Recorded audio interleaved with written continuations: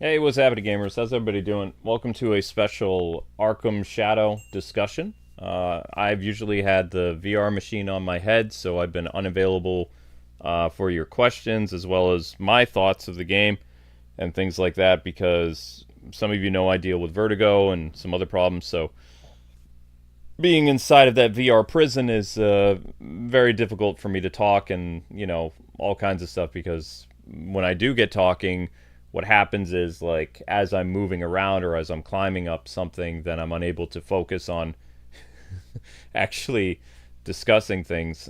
And what we have is issues. So, Zelda gave me a blessing in disguise tonight because some of you guys know during the multiverse stream, Zelda tossed her cookies all over the place, and the house smells horrible. So there's no way that I can subject myself to VR tonight because then I would add to the stench of the house. Probably. Like, because I don't do well. Most people don't ride a roller coaster when they're already nauseous. I'm not going to be playing VR because I'm nauseous. That is, going into it. Like, it's one thing if it happens afterwards, but, going into it feeling super sick is not going to be a good idea. So, we're going to discuss some things, tire security, Grayson, all kinds of stuff. Things I wasn't able to talk about. We don't have an Arkham Origins skin in this either because this happened before. So I guess the best bat suit that we can use would be probably regular. Batman Arkham City makes a comeback? Kinda, sort of, yeah. I mean, we've already done everything in game, so we're going to do some free roam, we'll do some custom challenges, do whatever. If you guys have some questions, we can also look up the bio and double check. We're going to be looking at the Grayson bio tonight. And as well as if you guys found any other inconsistencies or problems with the story, we can easily look that up. So, yeah, okay, I don't look very good. Worse for wear. Get out of this place. I'm probably going to turn off the thugs. Even though I love the thug speech, the thugs are going to easily throw me off once I get talking. So where's my audio? Oh, wow, I can't do it here? I have to do it... Oh, there it is, audio options. Sorry, thugs. I love thug speech, but thug speech got to go. Bye-byes. There we go. Good. Oh. Yes. Ah, peace and quiet. There we go. Alright, so... a lot of people have been asking me, like, hey, what do you feel about this whole VR thing? Do you think that Arkham Shadow is a good contender for Arkham games in general? It's like, I think that it's a great story. I don't think that I am the end-all person to ask about VR because my first VR game of the new era, like VR games of the 2020s, the very first one I've ever played with modern VR is Arkham Shadow. I've played VR games before with very bad results. I played VR with the Virtual Boy in the 90s with its blaring red screen, and I played VR in the early 2000s when it was starting to change up a little bit, but still didn't really deal a lot with the motion sickness. So that also was a terrible experience. So, there's that. So, me being inside of that machine makes things pretty difficult to think as well as to move and everything else. And some people ask, like, well, why don't you stand up and play it? It's like, I can't stand up and play it because I have neuropathy. Like, my legs give out from time to time, so if I don't have a cane to support myself, I can't stand up for very long. I can be in motion and move to the kitchen or climb upstairs, but I can't stand on my own two legs without assistance. And that would present a problem because not only would you have, like, a wobbly Batman, but, like, if I was climbing something in game, I would probably fall in real life because I can't sustain myself with that. I struggle with neuropathy, so I have some problems with my left leg. My left leg is not as strong as it used to be, so it kind of buckles under me from time to time. So standing upright, recording VR would be impossible, hence why I sit down. So maybe I don't get quite as similar experience as everybody else. But, that's just what I have to deal with. Yeah, but I've also heard from other people that sit down.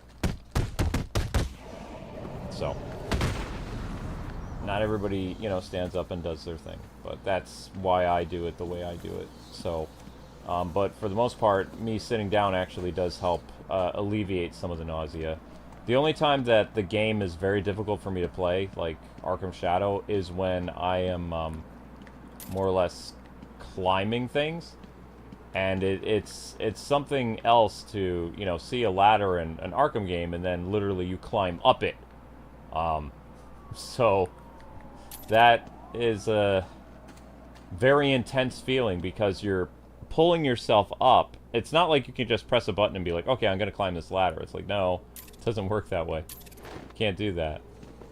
You are the ladder. Like, your hands become the ladder and you climb up it. And the same thing when you see a pipe and you can easily scale it in an Arkham game, in Arkham Shadow, you are scaling the pipe yourself. And that is a bizarre sensation. And for me, personally, it feels more real than other people because I have vertigo. So as I'm climbing up that pipe, it's like, I don't know if any of you suffer from vertigo, but it's a very intense feeling. Oh, there's Catwoman. Okay. But no, we're not going to switch to Catwoman. We don't want to. It's a very intense feeling because, like, you're, you know, slowly inching yourself up on the pipe, and then you're hanging how many stories up, you know? It's both thrilling and intense and terrifying at the same time. And, you know, you're not supposed to look down when that occurs, but sometimes when you're, you know, trying to get a good handle on the pipe, like, I think it was last night's stream or the night before, I was scaling this pipe, and I looked down briefly, and it's like I had to stop what I was doing on the pipe and just kind of sat there because I couldn't move. I was too terrified. And I don't like how the VR experience, like, kind of fools my brain a little bit into, you know, making me... I mean, I know it's a game, but it's like my brain doesn't know. And that's a freaky sensation. I've heard from other people, too, that have problems with the game. Like, both my friends, Degenerate J, and I know that's a fun name. Degenerate J and Kobe also have been having a lot of issues with the VR experience, so they haven't really been able to enjoy the game as much. And what helps me focus when I'm playing the game is, like, losing myself in the story. But there's been a couple times where the story has kind of, like, knocked me out in the sense where it's like, wait a second, that kind of contradicts something. And I want to go over one thing it contradicts right now. So we're going to open up our story thing. And we're going to go read the bio for Dick Grayson here on the Grayson poster. This is the first Grayson poster, so this one is from Arkham City, and this little blurb comes from Paul Dini. And Paul Dini, as you know, was the writer of both Arkham Asylum and Arkham City to a point. Like, he stopped at one point. But the Flying Grayson poster, where is it? As well as some other stuff about Alfred and things like that that I think Camouflage forgot about, are all here in Arkham City in these little, like, tidbits. So we need to find the Grayson poster again. I think it's located... is it on the next page? Flying Graysons, Flying Graysons, Flying Graysons. There's the Rat King, or Rat Catcher. Could read about the Rat Catcher a little bit. That's the magic shop. Here we go, Flying Graysons. Okay, so here's the bio. In Arkham Knight, this is very vague. But as you can see here, Paul gave us a very descript thing about Dick Grayson and the Flying, you know, Graysons. Like, what happened when Bruce Wayne adopted him and all this other stuff. So in Arkham Shadow, it's highly contested that Bruce Wayne did not attend the Haley Circus. Because if he had, per what happened in the comic books and Batman the Animated Series, he would have adopted Dick Grayson right away. In this universe, in Arkham City, in the OG universe, not Arkham Origins, you can see clearly that Bruce brought Dick into the fold immediately after what happened to the devastated orphans. So let's read this. Richard Dick Grayson was the youngest in the family of the acrobats known as the Flying Graysons. The death-defying act was all that kept the circus where they performed the business, as the people of Gotham demanded for, or what? Is that clamored? Sorry. As the people of Gotham clamored for tickets for the show, the mob came looking for their cut. After the circus owner refused them, remember, I'm about like 15 feet away from the TV, so. After he refused them, mobsters killed Dick's parents during a packed performance attended by Bruce Wayne. Right there. Do you see how it says attended by Bruce Wayne? In the Arkham Shadow universe and Blackgate, it discusses that Bruce was not at the circus, when clearly you can see that he was at the circus. He was there. And the reason why Bruce has problems and flashbacks is because he witnessed the death of Dick's parents, and that brought back trauma from his own parents' death. So, wanting to protect the devastated orphan, Bruce took Dick under his wing and became his legal guardian, eventually entrusting the boy with his greatest secret. Desperate to help his friend and mentor, Dick trained hard to become Robin, patrolling Gotham as Batman's sidekick. Now as an adult, Dick fights crime as his own vigilante, Nightwing. But you see right there? Right there it proves that this contradicts the story for Dick Grayson in Arkham Shadow. He was never brought in by Leslie Tompkins. It wasn't like Bruce wouldn't wait several months or almost half a year to help a boy who literally, if he was at the circus, witnessing, the kid's parents die. That was the whole connection that Dick and Bruce had immediately, because Bruce felt for the child when his parents died right in front of him. It brought back past trauma for Bruce Wayne, as well as, it was a harrowing experience for Dick Grayson. So right away, according to Paul Dini, right here, Paul Dini, the Batman goat from Arkham City, wanting to protect the devastated orphan, Bruce took him under his wing right away. Doesn't say he beat the tar out of him, because of some riots or whatever, any of that stuff. And this is not vague at all. However, if you go to the bios of Arkham Knight, which I think is what they did when they were trying to, further add to Dick Grayson's story in Arkham Shadow, the bios in Arkham Knight makes it very ambiguous when the adoption took place, when Bruce took the orphan in. So I think that's what happened. Well, here's really interesting. It says, he was a kid, he was at the performance, attended by Bruce Wayne. Like, if you said that about anyone else, like, hey, there was a person who attended this, thing where they showed off little kittens to adopt, and they took that kitten under their wing. You would not think that they waited 6 months to take the kitten. If they said they were there seeing the kitten, and, and they showed the kitten off, and they took the kitten under their wing, that implies they went there, they saw the kitten, and they took the kitten home. You wouldn't wait 6 months, because you wouldn't even have any idea what happened to the kitten.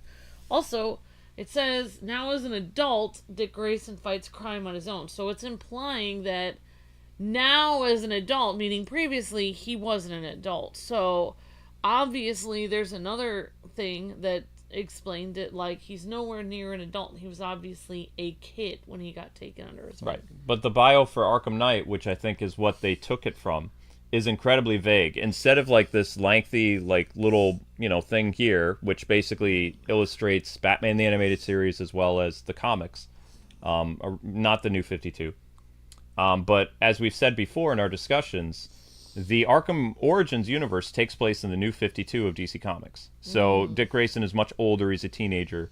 In the original Arkham canon, Asylum and City, the story was written under the pretense of the pre-52. So 1970 all the way through 2010. So that version of DC Comics. So, of course, Dick Grayson would have been a kid, adopted, all that other stuff. But since the Arkham Origins heavily borrows from the New 52 era of Batman comics, they changed some stuff. But this is the problem that I have, though, with the Arkham canon, though, is because it follows two ways of doing things. Pre-52 and New 52. Yes, and they don't go together. I think that is... I keep forgetting that's one of the main reasons why it's changed. Is they were basing it off of, New 52 versus pre-52. The original Arkham games are based off of pre-52. The Origins is based off of New 52. Correct. So I just think, I think the main thing that people have a problem with, I think the main reason why people deny that there's a difference is because it's like they don't want to admit that. What? Did I say something wrong? No, I'm just. Nope, I just feel like they don't want to admit that. It's like if you see something of very high caliber art or music, and then there's another person that kind of makes an okay musical piece, and people that want to say, oh, they're the same. They don't want to admit that the other one was really good. Like, they cannot admit it to themselves that the first one was amazing and the other one was just all right. And so I think that's like with the New 52 and Pre-52. It's like the Pre-52 comics were so superior to New 52 storylines. And like people that can't cope with that, they really like, they try to say that there's no difference between Origins and the rest of Arkham, but because to admit that there's a difference in the storyline, you're admitting that the New 52 is a completely different thing. Which it is. Because in the New 52, Dick Grayson's origin was redone so that basically it's like Batman Forever. In Batman Forever, Dick Grayson is like 17 or 18 years old when he is brought into the fold. Like, literally, within the first week of his parents being killed, he becomes Robin. Whereas the Pre-52, which is, 1970s through 2010, or as, people call it, Pre-Flashpoint, that universe, Dick Grayson is 8 years old, just like Bruce Wayne was. Bruce Wayne, they had this connection. Bruce lost his parents at 8 years old. Dick Grayson lost his parents at 8 years old. So Bruce raised Dick from the time he was 8 until, like, probably at least, like, maybe 16 or something when he became Nightwing or whatever. But in the New 52, it's that Batman Forever aesthetic where, basically Dick Grayson is now Chris O'Donnell. And he's even kind of rebellious, too. If you go back and read the New 52 Robin comics, when he first starts out, he is not the Dick Grayson of the previous universe. He's an all-new kind of like a combination of Jason Todd and Dick Grayson, and even a little bit of Jason Todd. I think it's like when people take... It's like the Pre-52 was so good, that universe, and the Arkham... Well, they had 40 years. I know, exactly. 40 years of history. Right, so it's 40 years of history. It's like the classic comics. And then it's like you get New 52, and they just want to pretend as though, oh, it's almost, like, I don't know, they want to pretend it's like the same thing. Like, oh, I'm sure that, like, I love it when people say stuff like, well, I'm sure there were lots of continuity errors before, and, like, everyone has their own take on it. But in reality, I hate to break it to them, but that's actually not true, because I feel like the Pre-52 comics did not have as many continuity, like, there weren't continuity errors all the time. It was its own universe. The New 52 completely changed everything. It's not they try to act like it's like, oh, well, people just have their own take on it or whatever, but they're completely missing the point that it's like they're trying to gloss over the fact that they're not admitting that Arkham Origins is based on New 52. Well, they've already proved that it's based on the New 52. They don't want to admit that it's based on the New 52, because if they admit that it's based on New 52, then they would have to admit to themselves that they don't like it, and if they admit they don't like it, then they're showing that they don't like the new comics. So they have to keep pretending as though it's just they have to pretend though, oh, they were just going in a different direction. It's like, no, they weren't. They were going based off the New 52. Right, but that's the problem with it though, is because Arkham Origins and Arkham City, like, they follow two different types of Batman. Yeah. Where Paul Dini, when he wrote this, because this is Paul Dini's game, when Paul Dini wrote the animated Batman as well as the Arkham Batman, the very first game was a celebration game. It was a accumulation of everything from Batman's, like, at that time, 70 years of history. Yeah. It was a one-off. It was never supposed to be a sequel. It was like a tribute to all things Batman. It was, because they were taking a gamble, because up until that point, there was only one comic book Batman game that released, and it was terrible, Batman Dark Tomorrow. Most of the Batman games over the past 20 years followed Batman the Animated Series.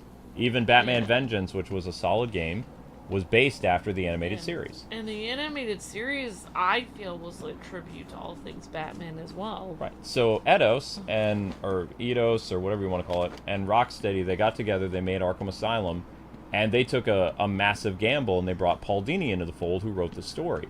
But before that point, comic book games were not successful. Like, actual games based on comic books, nobody wanted that. It was either movie license, which was so-so, or you would base a video game based after a successful TV show, like Justice League or Batman the Animated Series. Yeah. The Batman never received a video game outside of the plug-and-play games.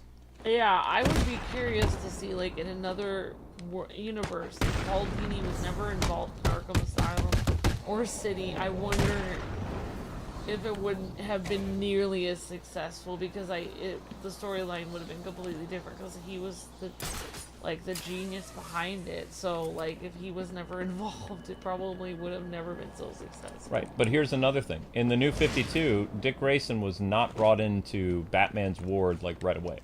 Like, it was a while, and he was kind of like this street urchin, kind of like Jason Todd. So when you combine two different storytelling elements and try to mesh them into one universe, it doesn't always work. It doesn't mesh well together. And that was one of the things I used to point out in 2013 a lot about Arkham Origins, is Batman felt different because essentially it was a different Batman that they were writing all together. There were elements of the Arkham Batman that they were trying to showcase, but for the most part, it was a new 52 vehicle for Batman. Batman had a different personality and a different outlook on life, and a different way of doing things, and a different mentality and different personality and everything.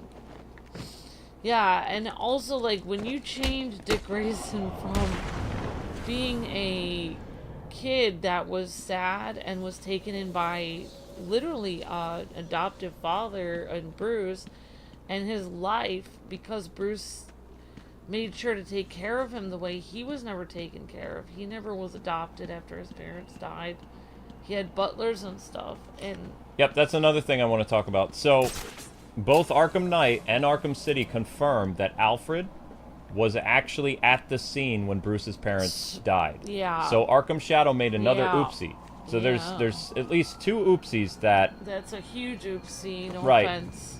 In Arkham Shadow, they make it seem like Leslie Tompkins is the only one who was there for Bruce. Like, the one who was immediately there and called the police was Leslie. But we know that's not how it went in the Arkham games, because in the original Arkham games, the original canon, like, Commissioner Gordon, or rather James Gordon, is the first on the scene that helps Bruce and then contacts his butler. So Alfred rushes to the scene. So there wouldn't have been a reason for Leslie to even adopt Bruce, because, Alfred was already there. How they're trying to portray it now in Arkham Shadow is Alfred wasn't around. Like, he was probably, like, I don't know, maybe he was in London, or maybe he was on a trip for the family. They don't really explain it. But I feel that kind of ruins Alfred's character, because Alfred cared about Bruce's family, and they only had one son.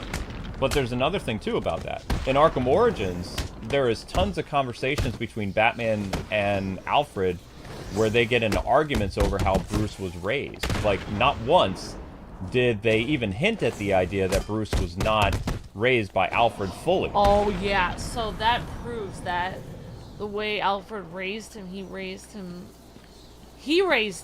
number one. Right. Alfred raised him, and I'm just guessing, a lot of the way that Alfred probably raised him was to be the successor to the Wayne, to be a good representative of the Wayne name and everything. But he probably raised him, like, an arm length away from him, like, not quite like a dad. When it comes to Leslie Tompkins, she only has a few blurbs in the entire Arkham canon. Like, prior to Arkham Shadow, there is a little bit of info you can hear about her, like her clinic that's in Amusement Mile here in Arkham City. And I believe there's an Easter egg for Leslie in Arkham Origins or Blackgate, and that's it. Yeah. Like, there is no mention between Bruce and Alfred that Leslie had a big role in Bruce's life, other than her being a friend of her father's. Like, because they were both doctors. And I feel like, personally, I think, like, not to use Jingle All the Way or anything as a reference, but I feel like a real parent that you can trust is someone who's always there. Always. Mm-hmm. They always pick you up from school. They always are there when you hurt your knee and you put a Band-Aid on it. If you get your, karate thing, they always are there. So, like, I feel like for Alfred, if he was on a plane or something, theoretically, which I don't even think he would be, you know, he would have been flying in the next day to make sure Master Bruce is okay. He wouldn't have been gone for 6 months, ever. That's not in his character. It's just so... It just ruins his character for me. Because even if you think of the essence of Alfred in every media, especially one of my favorites, you know, like Batman Begins, where he's, you know, like all beat up and smashed on that roof and he's just crying for Alfred. This is dad. It creates... Arkham Shadow creates a little bit of an inconsistency, though. Like, and also a continuity issue, because, yes, Alfred was there. According to Arkham Origins, Alfred was there for Bruce's entire life the moment his parents were killed. Yeah. Like, Alfred became not only his legal guardian, but he became his father figure. He was there to change his... to help him get dressed, to take him on his first date, take him to school, help him with his homework. Like, all these things he goes over Bruce, you know, his entire life in Arkham Origins. And I think the only thing, in my opinion, that ever creates distance between him and Alfred is he probably doesn't think he's worthy enough to be his dad, because that was... I mean, he worked for Bruce's father. Now, I get what they're like trying to do with Leslie, because in the comics, Leslie is a mother figure to Bruce, but he never lived with her. Yeah. That's the thing. Like, I can understand the way that they make it seem, like in Arkham Shadow, and I haven't finished the game yet, so this is just speculation on my part, but it makes it seem like he was with Leslie and Harvey for months, and Alfred is a no-show, when it contradicts both Arkham Origins, Arkham City, and Arkham Asylum. Yeah, and for me... As well as elements of Arkham Knight. And it just contradicts, like, Alfred's character of somebody who's so loyal. Alfred is somebody who's so loyal to his, like, to the Wayne family that, like, he didn't have to stay on and take care of Bruce after they died. He could have just left and found somebody else. His employment would have been terminated, yeah. Like, he could have, it would have been normal for him to leave. Why would he stay? Somebody who has such loyalty that he would actually stay on and take care of a child. Yeah. So the hardest thing for a writer is if you already have an established universe of, like, something that you're trying to build more into. Sometimes it's very hard to make sure that you know, connect all the dots. That is the problem with prequels, is you are going to mess something up. It is a guarantee. Yeah. Even if I was writing an Arkham game, I guarantee you I would mess, like, 1 or 2 things up. Yeah. Because, I mean, there's so much lore. Not only do you have lore that's inside of, like, the little bios that are scattered, like, with Riddler Easter eggs and stuff, discussing, like, things in detail like this. Like, these little... Yeah. Each one of these is a part of the lore of a character. So, what I think happened is when the team was putting things together, that when it came to Leslie Tompkins' role in Bruce's life, as well as, like, what happened with Dick Grayson, I think that they took little blurbs from Arkham Knight for Dick, which is literally a sentence, which leaves a lot of wiggle room if you are a writer to mess around with changing up Dick's origin, because you would think, okay, based on what it says in Arkham Knight, it's not very, you know, clear. It's very ambiguous. I have a lot of wiggle room here. When in reality, no, you didn't, because Arkham City clarified it. Arkham Knight does not clarify it. It just says that eventually Bruce adopts Dick Grayson and takes him in under his wing and he becomes the first Robin. Right. It also doesn't say in Arkham Knight that Bruce was actually at the circus at the time of their death. Well, Arkham City is very clear that it says that. Yeah, and then there was several... Arkham Knight does not. Not only did we not have Paul Dini as a writer in Arkham Knight, but the other guy that was working also quit halfway through Arkham Knight, I thought. No, Paul Dini quit. And then they had somebody else take over, Scott. No. Paul Dini did not write Arkham Knight at all. Arkham Knight was Sefton Hill. Sefton Hill, I'm sorry. I have no idea. Paul Dini did not write the finale of Arkham City either. Yeah. He didn't like the idea of Joker being killed and Talia being killed, so he walked. I think it makes sense that they would have left it vague, because they probably didn't want to accidentally contradict Paul Dini's vision. No, I don't think... I don't know. At the time, they probably thought, okay, everybody knows Dick Grayson's origin, Oh, so it's so just... we don't need to say yeah, that there's again. no point. Yeah, exactly. Yeah, exactly. Most of the bios in Arkham Knight, because there's so many Easter eggs, they're not very, like, long. Yeah. Outside of, like, a couple, like, really lengthy story sections, like, describing, like, something that Penguin or Joker did or something like that. For the most part, most of the heroes' bios are less than a paragraph. If you want the detailed version, then you would go to Arkham Asylum in City. There is no, as far as I know, Bios and there's no information about Nightwing in Arkham Asylum. I could be wrong, but I don't believe so. The first mentions about Robin is from the Joker in Arkham Asylum, but, you know, he doesn't mention how Batman has had various Robins. I did not know that... Just that he killed one. I did not know that Leslie Thompson was mentioned in the comics. Tompkins was mentioned in the comics of taking them in. My personal feeling on Leslie Tompkins was that maybe they were trying to add more prominent female characters in the game. I don't know. But I will say, like, I don't know, maybe they were just trying to follow the comics. But, no, she was very big in the 70s. Oh, okay. So, but either way, like, I feel like if you're trying to emphasize Leslie Tompkins more, for whatever reason, the problem you have is that you're emphasizing Alfred less, and that Alfred is extremely important. Well, I believe in the animated series, like, the story with Leslie, Bruce actually stayed with Leslie in the animated series. Like, there's a famous picture with her holding him at this, like, after his parents were killed. They're in the spotlight together, and she's holding him and, you know, trying to comfort him. And Alfred is not in the picture yet.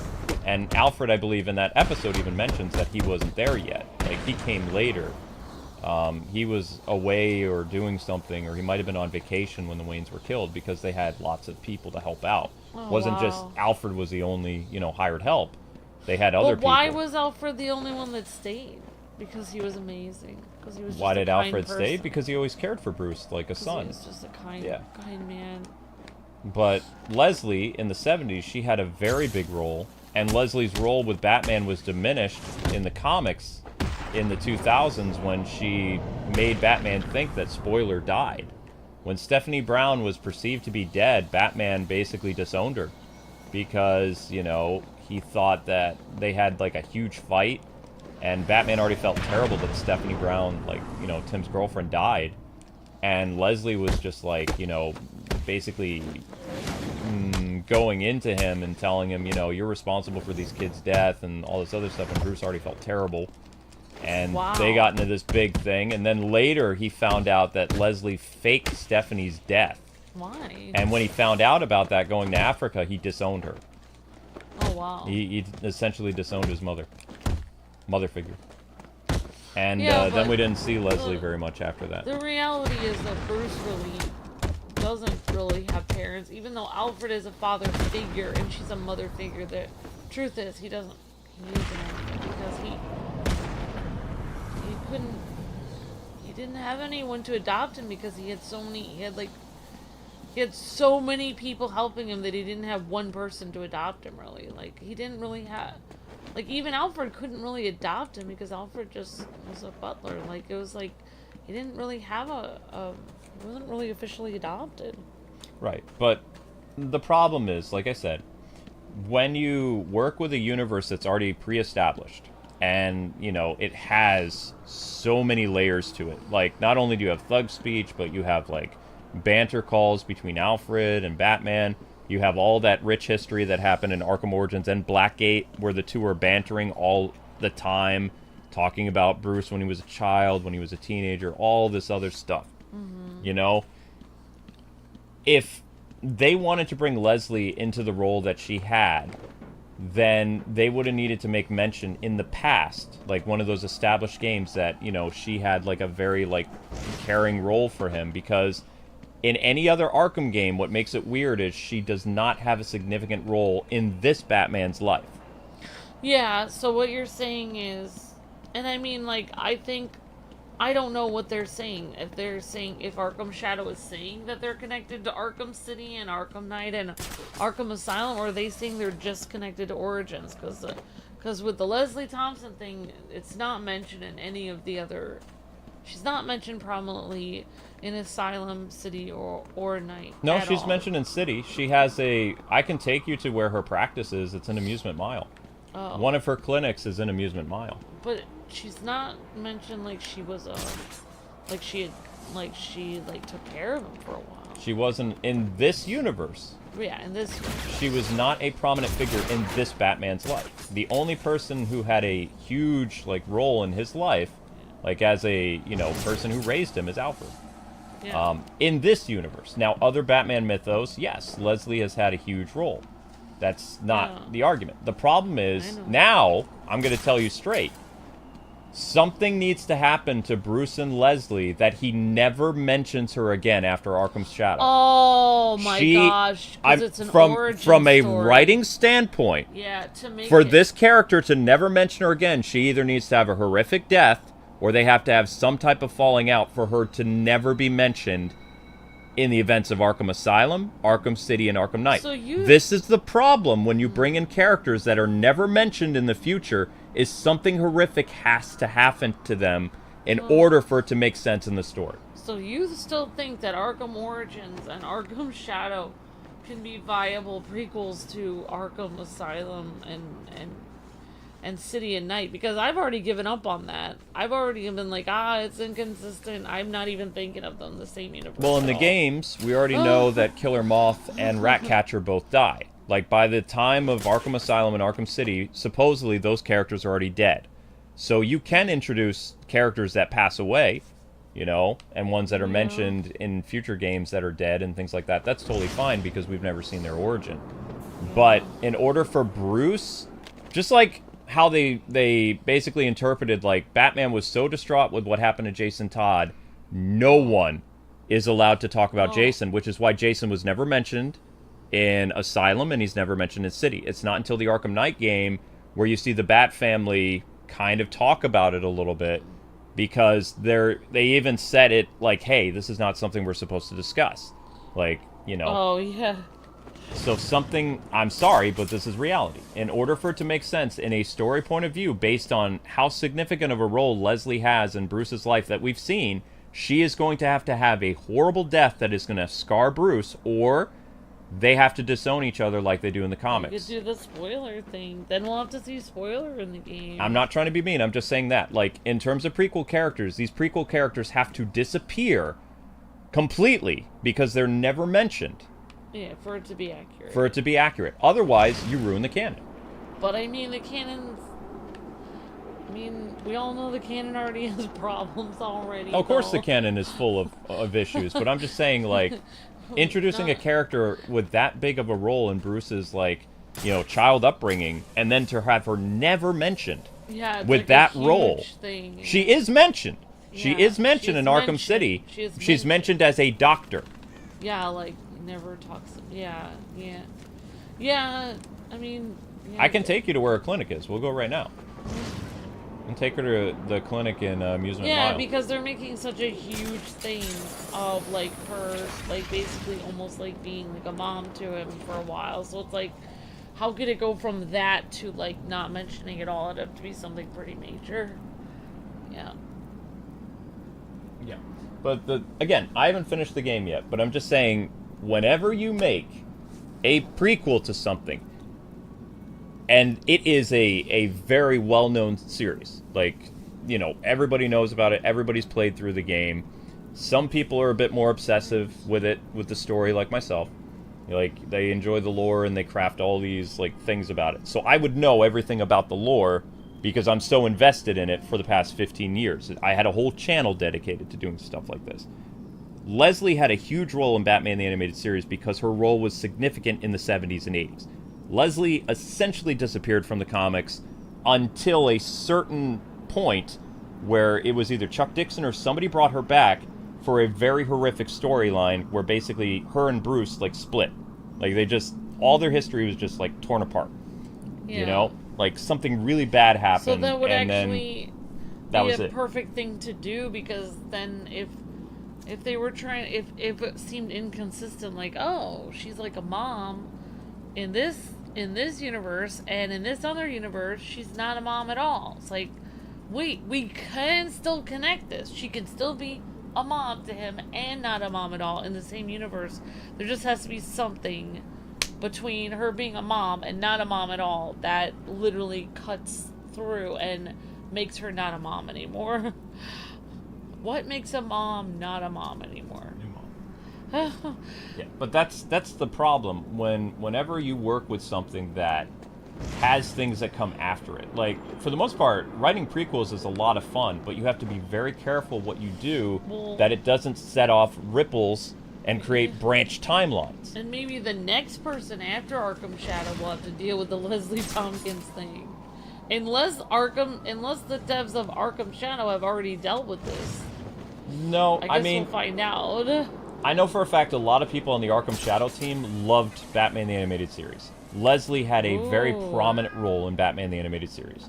Yeah. Most of the people they're my age, so they grew up with 70s and 80s Batman comics, right? Mm-hmm. There's a couple people on the team that are much older than me, but the people I've heard about and stuff like that, they're very big animated series fans, and they like those animated series characters, like Lockup, or, Lyle Bolton. They like Leslie Tompkins. They like some of the other characters that we'll see that made their debut in the animated series and things like that. And they also gave Harley a huge role in Arkham Shadow. Yeah. Because they really liked the character of Harley Quinn and wanted to show what we didn't get to see in Arkham Origins and some of the other things. And a lot of people said how cute Harley is in Arkham Shadow, that she's so sweet and she's so cute, and obviously even some people think she's even cuter than as Harley. Yeah. Harley Quinn. So, just so you know, the clinic is going to be hard to find, but it is here. So this is the only clinic that survived after the flood. Yeah. Like, Leslie had several clinics. And they did a great job so far. I think Arkham Shadow is doing such a great job with Dr. Quinzel, like, even mentioning that she left a note in somebody's cell that had, like, rainbows on it and stuff. Mm-hmm.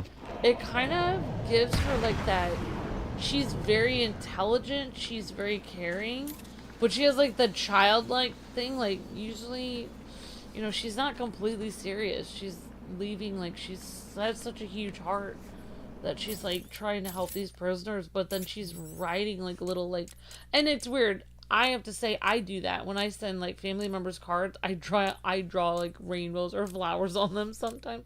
So I guess I have a little bit of Harley Quinn in me then, because it's like, she's just very sweet, you know? Mm-hmm. She has that childlike sweetness to her. I'm just trying to see what the door looks like to Leslie's clinic so I can take you to it.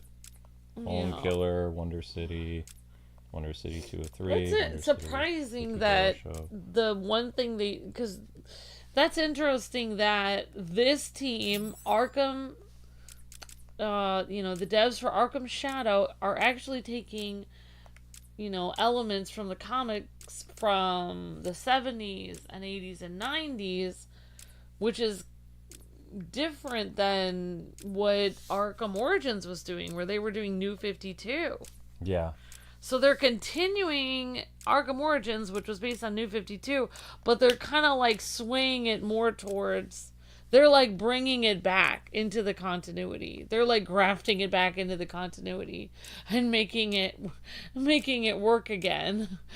The problems with Origins that were caused by the continuity errors because they were using New 52 are actually they're like healing them. They're healing the timeline. I feel like Arkham Shadow is healing the timeline a bit. I know she has a clinic. So maybe the Leslie Tompkins is actually kind of going to fix the continuity stuff a little bit in a weird way. Because they're going to take back the elements that people liked from animated series and from the 70s comics and stuff. So I think that will be interesting. Was she just a random door and she wasn't an Easter egg? I don't know, honey. I don't think she was even mentioned that much at all in this. I know her clinic is here because I found it. Yeah, when I was walking around. I don't think it's an Easter egg. No, I don't think it's a history blurb. I think it's just randomly there. Okay, well, I'm gonna go find it, because I know that there's a clinic here in Amusement Mile, and it's Leslie's, so... I've seen it before. I don't think it's like a... Either that or maybe it was a Riddler thing I never scanned. I don't know. It's supposed to be... You look for a, like a medical sign on a door. But yeah, actually Luke helped me out with a few things when I was asking about Leslie Tompkins while he was in the VR machine, because I was saying, well, how can she afford to have all these clinics? Because usually doctors, they have to work at a fancy job to make their money, and then they have a clinic in a bad part of town that they go on the side and do that, like, on their time off, pro bono. And Luke was like, oh, well, she can do all these clinics because Bruce just funds them all. So she doesn't actually need a big fancy job in addition to make her money. That makes sense, because Bruce is funding everything.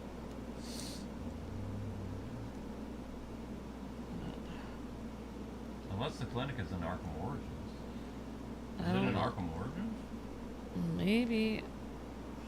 I might be thinking of Arkham Origins. No, Arkham City. You can find Leslie Tompkins' medical clinic in Arkham City. But where? That's what her... See what it looks like? It looks like, medical practice. Yeah. It's got the little snake and, like, the measuring thingies. Yeah. So it's actually... Oh, a scale. It's got a light on the door. It's a scale. It looks like a scale, and there's a light. Yeah. And it has that, like, that snake from, like, the ambulance snake. Yeah, that's, like, the sign of, like, healing or whatever. I can't remember that sign. 12 years ago. So the Amusement Mile Clinic is located... There's a sign for it, so it's on a rooftop. There it is. Okay. It's gonna be hard to find. No, it's not. Not gonna be hard to find. It's located on near the white.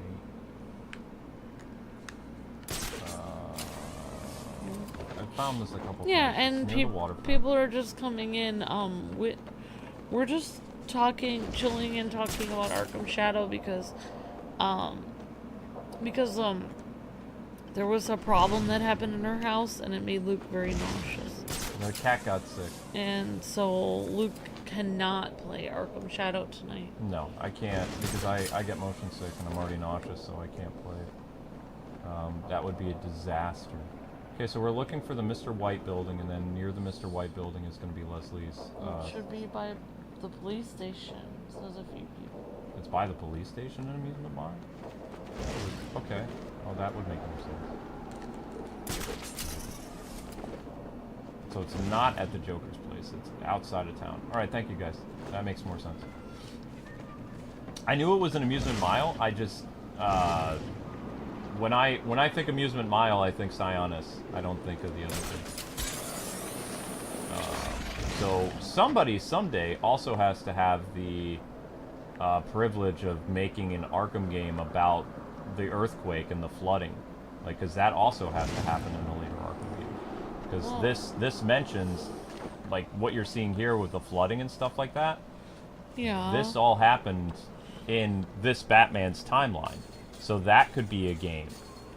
But also, then you would have to make sure that Ra's al Ghul is the one who's held responsible for it, because he, he caused the thing to happen. Like, you can't make, like, a new reason, like global warming or something, for the thing that it flooded. It has to be consistent with what already transpired beforehand, like in another game. Yeah. Because the way that you have the timeline, even though these are older games, Arkham Asylum, City, and Night take place in the future. They are the end of Batman's career, basically. Like, he is a veteran character at this point, right?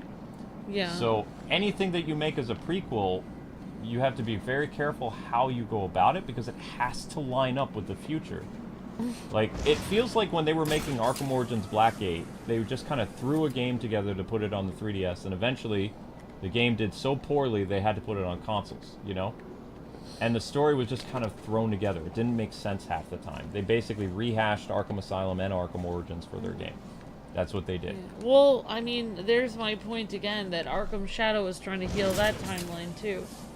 It's trying to bring elements of Blackgate into the continuity and try to say how that could actually go I really together. wish they didn't, though, because Blackgate is such a, like, canonical mess. It might have been better if they just left it out to die. Yeah, if they could just ignore it, that would have been great.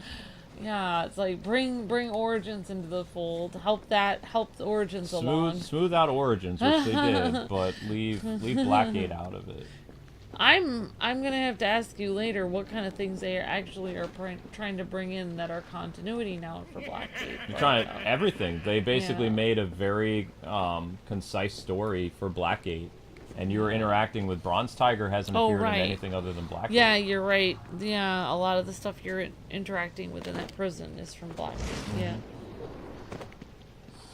All right, thank you for the super chat, Luke Batman says.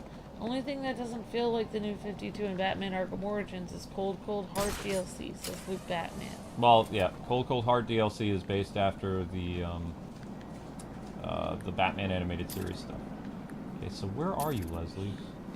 So, yeah, and also Luke said he would be willing to answer some questions and stuff. He's just we're just looking for Leslie Tompkins. I'm looking for Leslie's clinic. Thank you for the super chat, Luke Batman. You're breathtaking. I thought it was around here. Yeah, I'm hunting for the clinic right now. Looking for the clinic. I mean, personally, just like people were like, oh, well, that.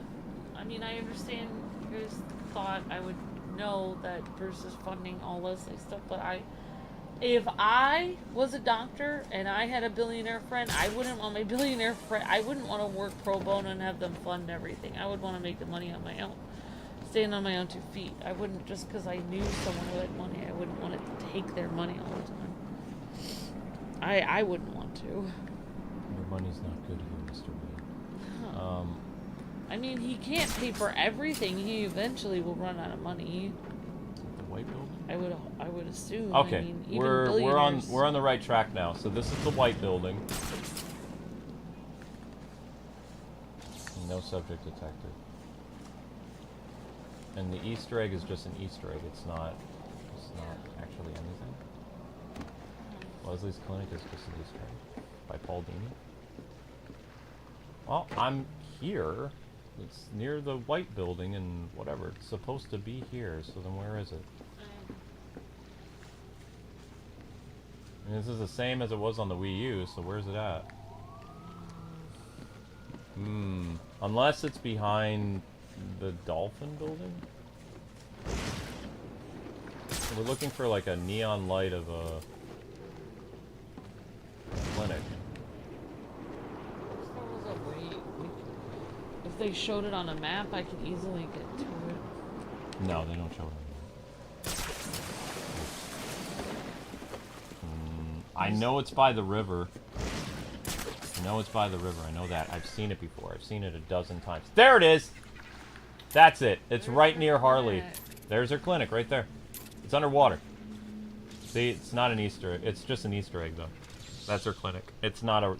There's no bio about it. That I know of. I don't think so. Not in this game. Yeah. I forgot if this city was always underwater or... See? Yeah, Leslie Tompkins Medical Clinic. Yep. Yep. Yep. And she basically has like a little blurb in the Arkham comics too, and she and Bruce don't really get along. She appears in one of the Arkham comics. It's not canon anyway, but she just works at a hospital. Oh, right. But there's the clinic.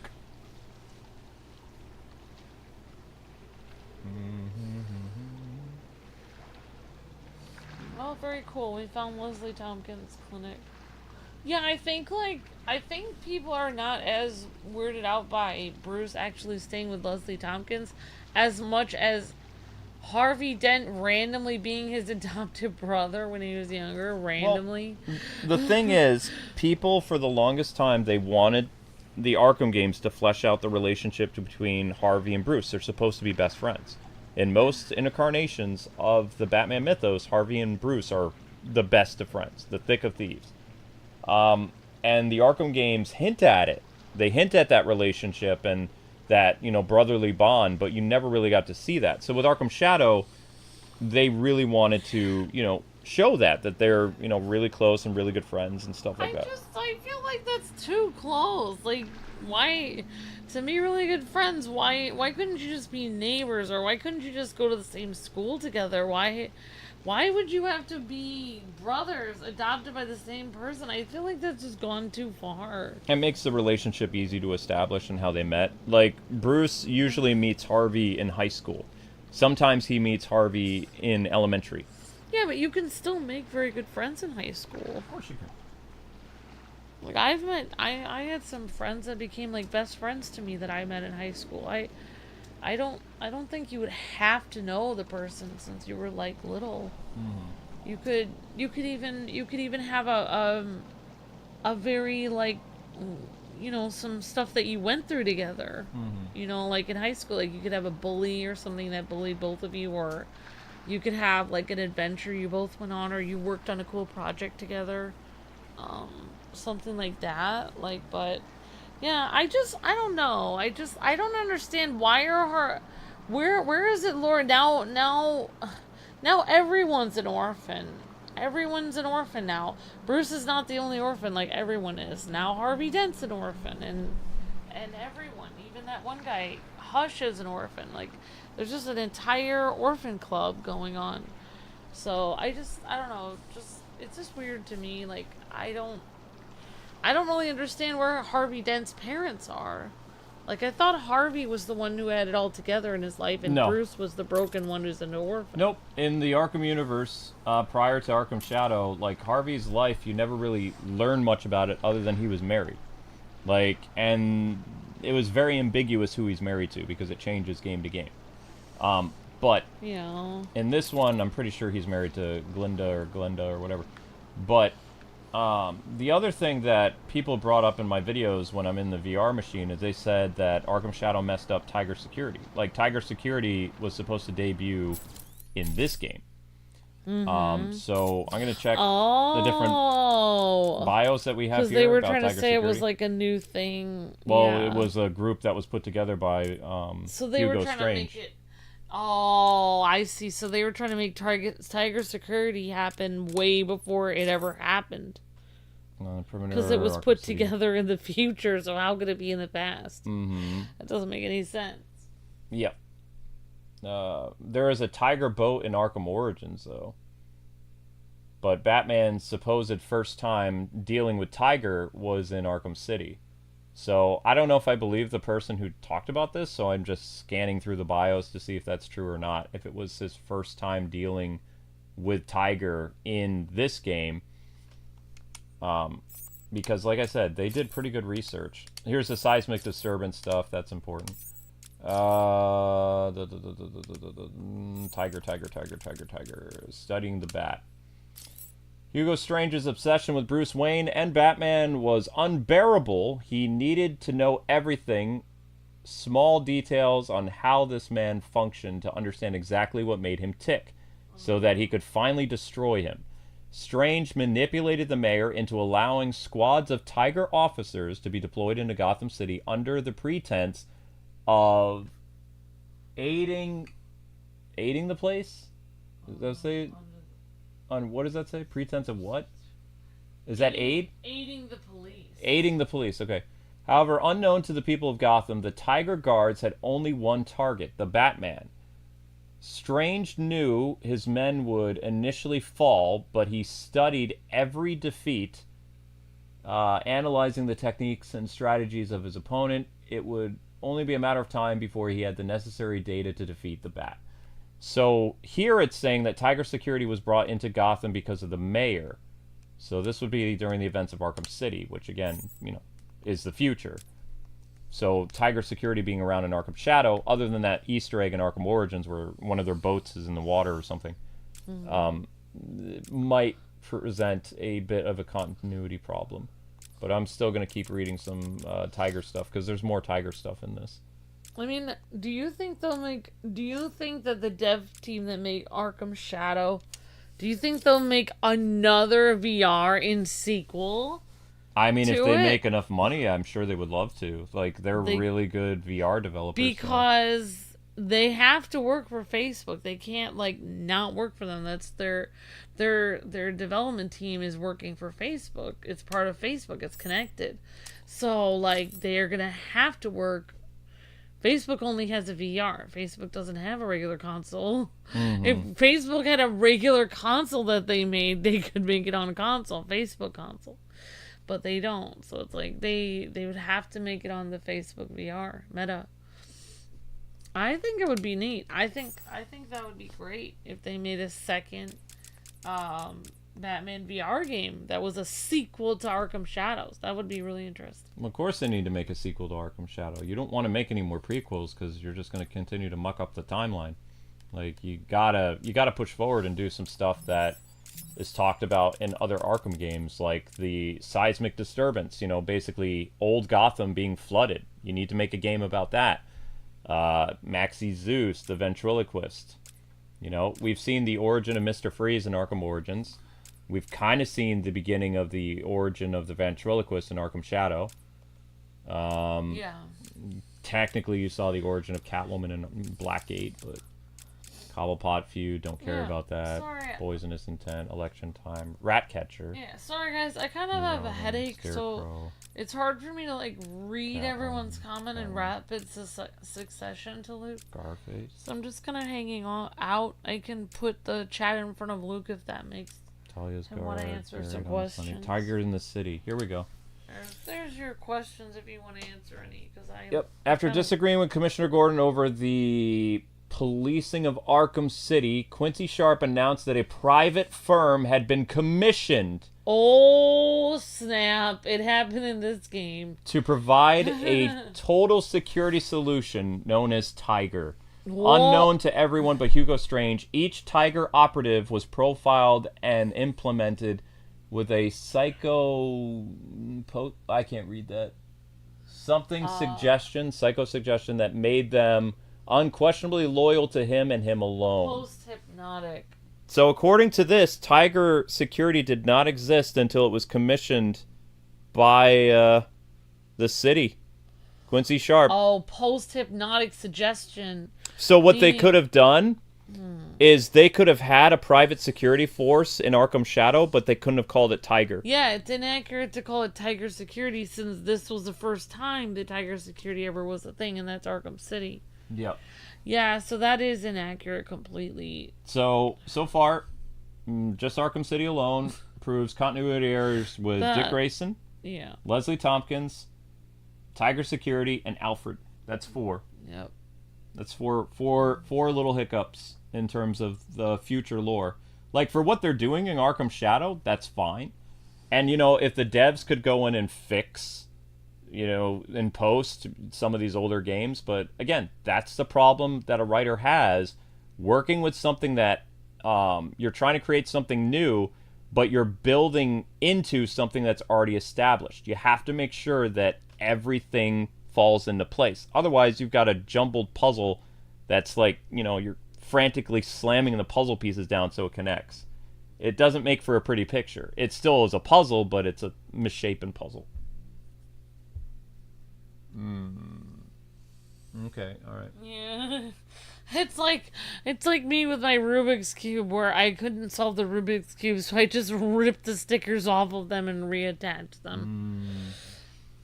So they were commissioned before the events of Arkham City. So what they could have done is you could have introduced lockup and all that other stuff, but the security team couldn't have been Tiger. And I know why they're doing Tiger. They wanted to do an Easter egg and be like, this was the first time that Batman ran into Tiger. The problem is, in Arkham City, it's hinted at that Batman has never dealt with this private security force before. Yeah. So if he would have like fought like a ragtag group that was a private security force that Blackgate put together, but they weren't known as Tiger, they didn't have the logo, and literally there's Tiger everything all over the place in Arkham Shadow. Like, they've built like half the game around that. Yeah, it's It's like if you were rewriting like the lore of the world, and you made a caveman with an Apple computer, and you were like, this is the first time someone used an Apple computer, and be like, that's great, but the problem is then how did Steve Jobs invent it years later? But you see this poster here for Ratcatcher? This poster is the same that appears in Arkham Shadow. So that's the exact same poster. Yeah. And what it talks about here with Ratcatcher, it follows up with what is going on with Arkham Shadow for the most part. You know? That's interesting that they got that pretty much right. It doesn't talk about a massive caper that Ratcatcher was involved. He's just kind of a, you know, trademark villain. He's just a guy. Yep. And Penguin had a run-in with Ratcatcher, and supposedly he was supposed to die in Arkham City. Oh, wow. Yeah. But you can find his stuff all over the city, like his signature mask and his gloves and stuff like that. But there he is, and that's how he looks in Arkham Shadow for the most part. Yep. So yeah, when a company is usually commissioned, that means they begin. They were put together. They even said they profiled a bunch of guards to create Tiger security in Arkham City, so... Oh, they profiled them. Okay. Yeah. The only way it works now is if Tiger Security basically disbands for like 10, 15 years before the events of Arkham Asylum and they come back or something. Yeah, that could work. That could kind of work. Like then you could be like, oh, they recommissioned Tiger Security and Batman totally forgot about them because they've been gone forever or something. I don't know. Yeah, exactly. So I guess that person who was frantically trying to tell me, dude, they messed up Tiger Security. It's like, what? What are you talking about? I guess you were correct. So good job, whoever that sleuth was, because even I didn't realize that. I was like, oh, okay. That's a thing. Yep, that's a thing. Yoink. Yeah, so we'll be kind of... might be able to answer some questions, but he's just kind of... This is a very chill stream, like... Somebody was asking, like, oh, you guys beat the game and you're discussing it. It's like, no, we didn't beat the game yet. It's, he's feeling nauseous because of something the cat did. So we can't play it tonight. I know so you have to sit still. He can't play it tonight, so I really wanted to see Luke play an Arkham game, so that's why. It was Amber's idea to do this. Yeah, it was my idea. Because I was going to stream something else. It was kind of like, well... I thought it would be fun to see you play Arkham again, and then you could talk about stuff. Because, so there's a lot of people with questions in the chat. I guess I can do some. I really need some Advil. Go get some Advil. They could have been in another city, says Raspberry, maybe. I mean, they didn't have to be called Tiger Security, though. You could have alluded to the fact that they turn into Tiger Security later. Like, just like, I can tell you immediately how to fix the Robin continuity error with Dick Grayson. All you have to do is, I don't know if they could do this in post or not, probably not. But if it was possible, you would have to allude to the fact that Bruce Wayne previously had Dick Grayson in his person, like in his care. And like the animated series, Dick Grayson ran away from home, ran away from Bruce because Bruce was totally aloof. He was completely ignoring him. And, you know, he was frantically trying to find his parents' killer. Yeah, the Tony Zuko story. And you could have had Leslie mention something like that, and that's why she came into caring for Dick Grayson for a little bit. It would make sense. But to have Bruce completely abandon the kid... They did... and never actually have him adopted until after the events of Arkham Shadow, that contradicts the future. They did such a good job showing that in the animated series where he adopted him and then he was in this huge room with a huge bed and there was no one there. It was dark and Bruce was going to parties and then he was doing Batman stuff all night. And, like, you know, dinner was always just available for Robin. And, like, you know, Alfred would bring him dinner, and Bruce was never back. He's like, oh, is Bruce gonna be back tonight? And it's like, oh, no, he has to work late again. So, yeah, it's like, they did a great job in the animated series showing that. Don't rock back and forth, please. Thanks for saying that. Sorry, honey, I told you, I was the nauseous. reason why I'm doing it is because I'm trying to stay... I know, you're helping fine. I know, you said you were going to get some, like, medicine, too. Oh, okay. No, I'm not. I'm not under the weather. Like, you know how you go to a theme park and then you get wicked sick? You then don't immediately go on a roller coaster afterwards because you're going to get sicker. So VR causes vertigo for me. I'm already nauseous and, you know, kind of dizzy, so it wouldn't make sense for me to go into the VR world tonight because I would get super sick. Have we finished the game yet? No, we're getting ready to confront Bolton in Blackgate. Yeah, so if you guys have questions for Luke now about Arkham Shadow, you guys always have a lot of questions when he's in the VR machine and he can't answer them. So if you guys have some questions, we answered some questions about Leslie and about, you know, like different things that we feel about the continuity and the timeline with Origins and Arkham Shadow. So yeah, if you guys have any burning questions about it, and I don't know if people do. Oh, yeah. The story of Arkham Shadow is great, but it does have some hiccups. Exactly, yeah.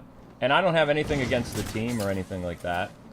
I think they did a much better job than the Suicide Squad did for writing, and they even did a better job than the Blackgate team did in terms of writing and characterization and thug dialogue and all that other stuff. Like, they really did their homework. But like I said, even if I was writing an Arkham game, and it was taking place in the past, and I had to connect it to Arkham Asylum, or City, or the events of Arkham Knight, that would be a nightmare for me because I'm probably going to mess something up. Would I mess up something monumentally huge, like Robin's origin? Probably not, but maybe I would mess up, like, the relationship between Penguin and Joker, or another character that is heavily discussed, like in a gang war from Arkham City. Like, you literally would have to have a degree in some of these games' lore in order to make sure that you don't mess everything up. Or you'd have to have Paul Dini on your staff. No, because Paul Dini made a lot of inconsistencies between the two games. Oh, wow. Arkham Asylum was a celebration game, and the lore and other things in Arkham City were changed from the events of Arkham Asylum because it didn't make sense, because he did things to other characters that he talked about in the bios that the characters actually appear in Arkham City. So they had to change things. Yeah, but they actually purposely changed it a little bit because the first Arkham Asylum, it was a tribute to all things Batman, and then after that success of that, they decided to try to like mold Batman and make Arkham Batman his own person. Like, well, I mean, they made a sequel. They didn't know that there would be, like, all these mobile games and comic books and things like that. Yeah. As they were completing Arkham City, they realized how big of a creation it was. And they had some hints at the idea of Arkham City in Arkham Asylum, but they didn't actually go out of their way to plan subsequent sequels. That's not how it happened. And the first Arkham Asylum game was made by Rocksteady and another developer. So it's not like, you know, it was solely Rocksteady. Like, they worked with Eidos, which would be the company that they were before Square Enix, or Square Enix, or whatever it's called these days.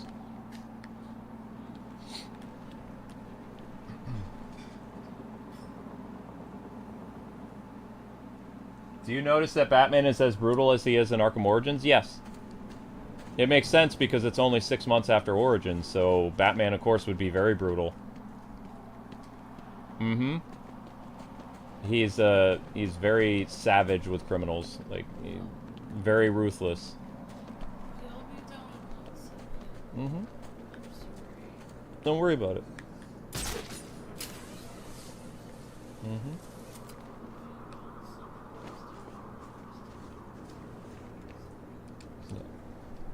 Whoops, no, I didn't want to change to Catwoman. I didn't mean to do that. No, no, no.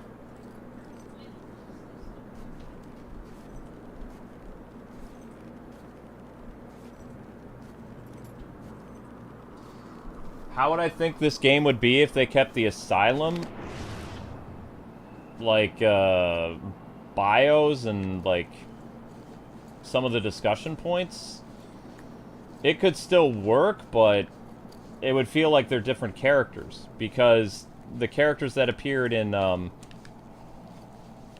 that information for Arkham Asylum was based on the comics at that time, and Paul Dini was just throwing in stuff about Hush and all these other characters because, you know, it was supposed to be this big comic book game, so they weren't making an Arkham, like, universe. They were making a cool Batman game.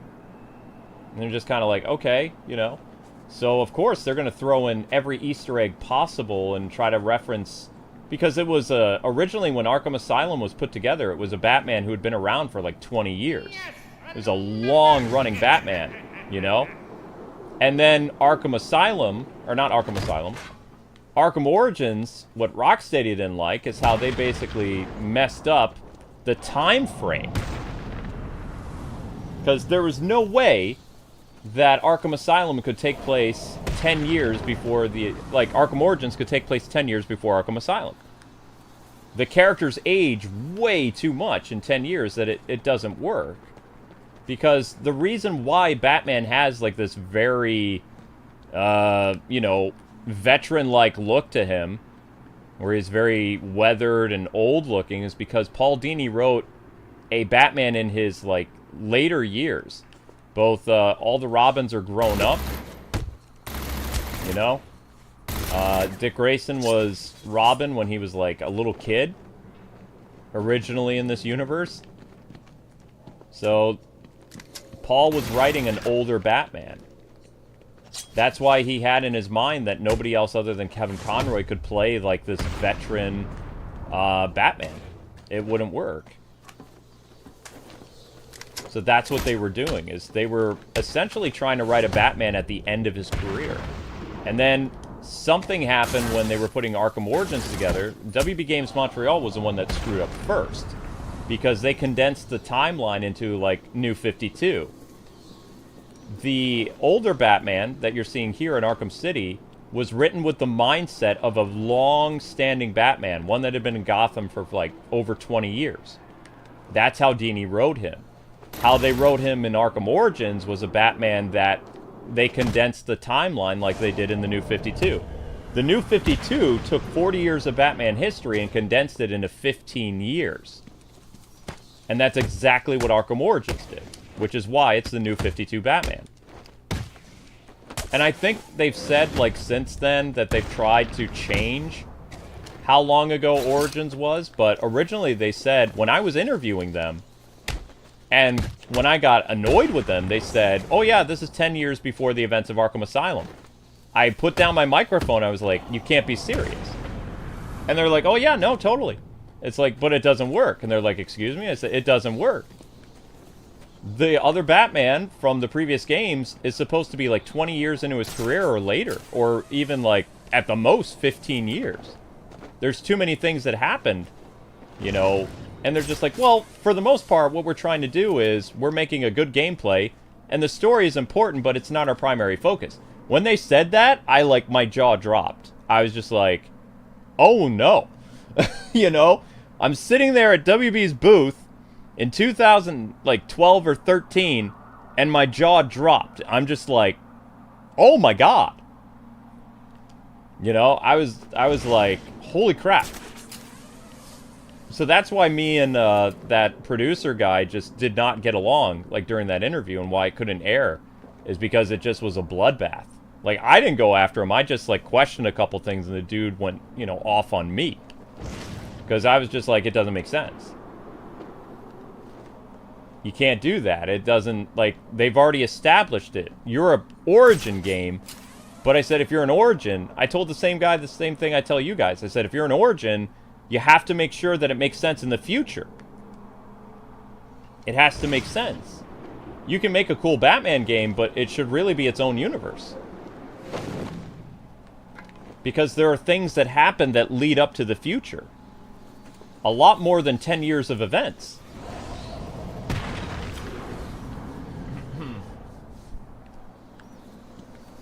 But I didn't go off on the guy. I questioned, like, some of his, I guess, sanity points. But I didn't, like, yell at him or anything. I would have been escorted out of E3. But I remember I had this blank look on my face. So I might have been a little rude. But it was like a silent type of rude, like, what did you just say? Because up until that point, I was like, wow, Arkham Origins is going to be really cool. And then it's like, wait a second, how are you connecting this to the future games? Oh, it'll connect. It's like, really? So that's why my first playthrough, I was kind of like, I had an axe to grind a little bit, because it was like, the more I got into the story and the more they kept doing things, I was just like, And over time, it's like I've weathered a little bit, but still, like, I can be very passionate about that kind of stuff, because it's like, what were they doing? And the fact that they didn't take the same attention to care as, like, the original writers for Arkham City and Asylum always bugged me. Because it's like, at the forefront, they were just trying to make a quick game that had good gameplay to tide people over for, like, the next Arkham or Injustice thing. That's the whole thing Arkham Origins was. They literally reused and expanded the map from Arkham City, and they made a story, but they didn't take as much care and detail as the, you know, Arkham games that it was based on. And they actually messed up the timeline at one point. It's because of people like me that they had to change the timeline eventually. Because I was very adamant about it doesn't work. Their website, when they announced the game, originally they said it was 9 years. Then they said it was 10 years. And then I believe the final tally that they said was either 12 or 13, and then Rocksteady said something.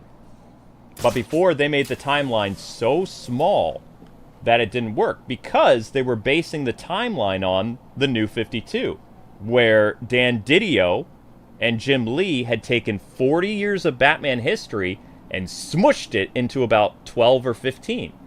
That's where they got the idea to do that for Arkham Origins.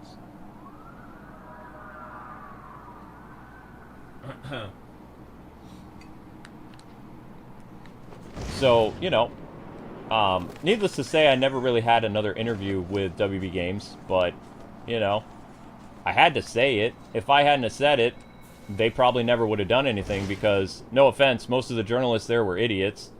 They didn't really, you know, they were just there to play a cool game. They didn't really care about the story. Nobody did. I was the only one there from the Arkham fandom, or like the old Arkham community, that was actually representing the Arkham community back then. So I asked really hard-hitting questions, and I did a bunch of stuff. And like I said, I was polite. I was just, you know, sometimes my New York voice came out a little bit. So my voice raised a little bit, but I didn't yell at anybody. Just like, I was surprised by some of the things.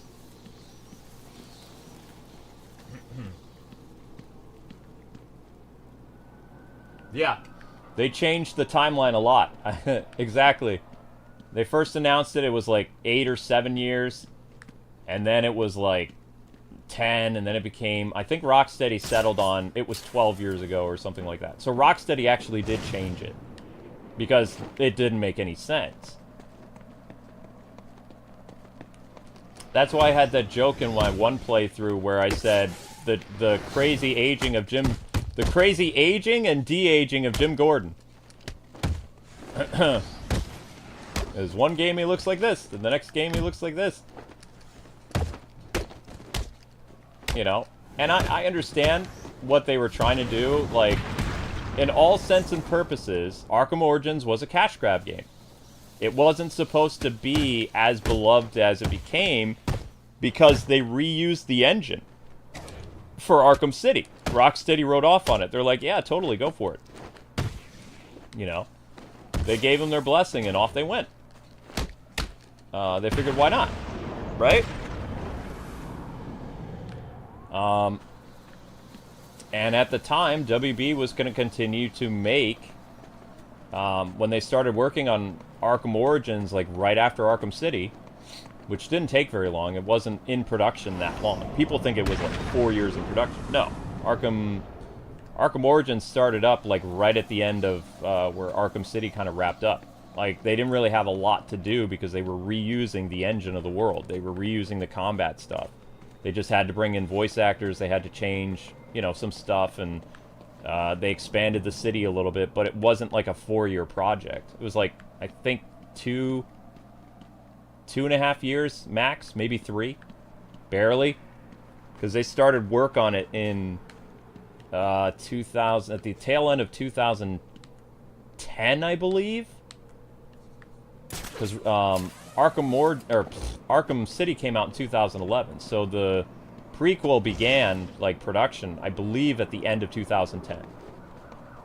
So it wasn't that long in development at all. It was barely 3 years before Arkham Origins released in October of 2013. So, and WB was really trying to do what a lot of us critics and stuff said at the time. It was trying to be a contender to Assassin's Creed. Like, WB was going to have its own Assassin's Creed franchise. And so they had studios get to work on different games, like Blackgate and Arkham Origins. Blackgate and Arkham Origins, the reasons why they're so messed up when you try to put them together is because the games were made at exactly the same time by two teams that were completely isolated from each other. There was no communication, which is why I can't stand the story of Blackgate, because it doesn't make sense in the pretense of Arkham Origins. Nor does it make sense when you try to connect it to the later games of Arkham Asylum and City. It's literally the very definition of a cash grab game. Because they were trying to do something. They were trying to start something where they could have, like, this long-standing franchise of, like, you know, Batman games like every 2 to 3 years. That was the plan. And then everything changed after, you know, Rocksteady closed their franchise. They tried for years to get another Batman game off the ground, and it didn't work. It couldn't work. And I have to talk to Ryan again, because I don't remember. Ryan from Camouflage. I don't remember if he told me if Arkham Shadow began development in 2020 with Facebook, or if it began in 2021. I don't remember. I've only spoken to Ryan twice, because Ryan's over in Japan. So my sleep schedule is not what it used to be to speak with developers the way that it used to. I prefer communicating by email as opposed to doing Discord stuff, because I'm very exhausted by the time I talk to people. And Ryan and I still haven't hammered down a chance to actually speak in person. We've only spoken by email over the course of the past, like, 6 months and stuff like that. And a lot of that has to do with our time schedules are just, like, so, you know, out there. By the time I'm done streaming, it's like 2 or 3 in the morning. I don't remember what time that is in Japan. So the other content creators who actually spoke to Ryan in video, they're more flexible than me. I would have to take an entire day off in order to do an interview with somebody, because, like, I sleep during the day. So I go to bed usually around 6 in the morning every day. Roughly 6 in the morning. And I sleep until about 3 in the afternoon when I get up and live stream. So I don't really have a lot of time to interview developers outside of, like, doing written interviews. Like, old school. Like, they talk and I basically transcribe stuff. That's about the best I can do. But it was a really cool idea for them to go and, you know, have Facebook talk to WB and basically license out the use of Arkham, because without Ryan and his team, Arkham would not have come back. So I believe that the Arkham game that James Gunn was teasing that Arkham would return, I believe he was mentioning the Facebook game. Like, he had to know about, you know, the meta. Meta's Facebook, by the way. So the MetaQuest people, he had to know that that was in development. That's why he teased that kind of stuff when, you know, people were freaking out about what happened to Kevin in the Suicide Squad, and they had to, you know, save face with later stuff in the game. He knew that Arkham Shadow was already in development. It just wasn't in-house. And the reason why a lot of us Arkham creators couldn't find out that an Arkham game was in development is because it wasn't handled by the usual suspects. Like, not many of us had contacts at Facebook. I was actually part of Facebook Gaming. I was a paid content creator. And even I had no idea that Meta was responsible for making Facebook games and Facebook VR stuff. I had no idea, and I literally was an employee of Facebook. I was part of Facebook Gaming for 7 months as a paid contractor. I was part of the Facebook Gaming thing. Like, they literally paid me a commission to make videos for them, and I made, like, I think I made 75 videos over the course of 6 months. It was a lot of work. And I liked it, but they were some of the worst people to work for. Like, Facebook Gaming is like Maker Studios bad. And they're not... That part of the team is not a fun company that you ever want to work with. They're very demanding. They expect a lot of stuff. And it felt like they didn't really do what the contract said. And they just kind of tried to segue me out of my contract. Because they were supposed to tell us, like, part of the agreement I signed is if they had any problems, they were supposed to notify us at least a month in advance so we could work with them. They literally gave me less than 2 weeks before they fired me. And my contract said otherwise. So, you know, it was not a good people to work with. And also, because of my stint with Facebook, like, I lost a lot of stuff with my YouTube channels because I was literally exhausted. Not only did I have the stipulation of having to make 75 videos over the course of 6 months, but also those videos had to adhere to a certain policy for Facebook gaming. So it was a lot of stress. I think that was in 2022 or 2021. I don't remember. It was one of those years. Those years were really hazy. But I do know that my live streams and my O1 channel and all that other stuff suffered because of working with them. Because I couldn't keep it up. I couldn't work and do like 9 hours of live streams when I had to make videos for Facebook gaming.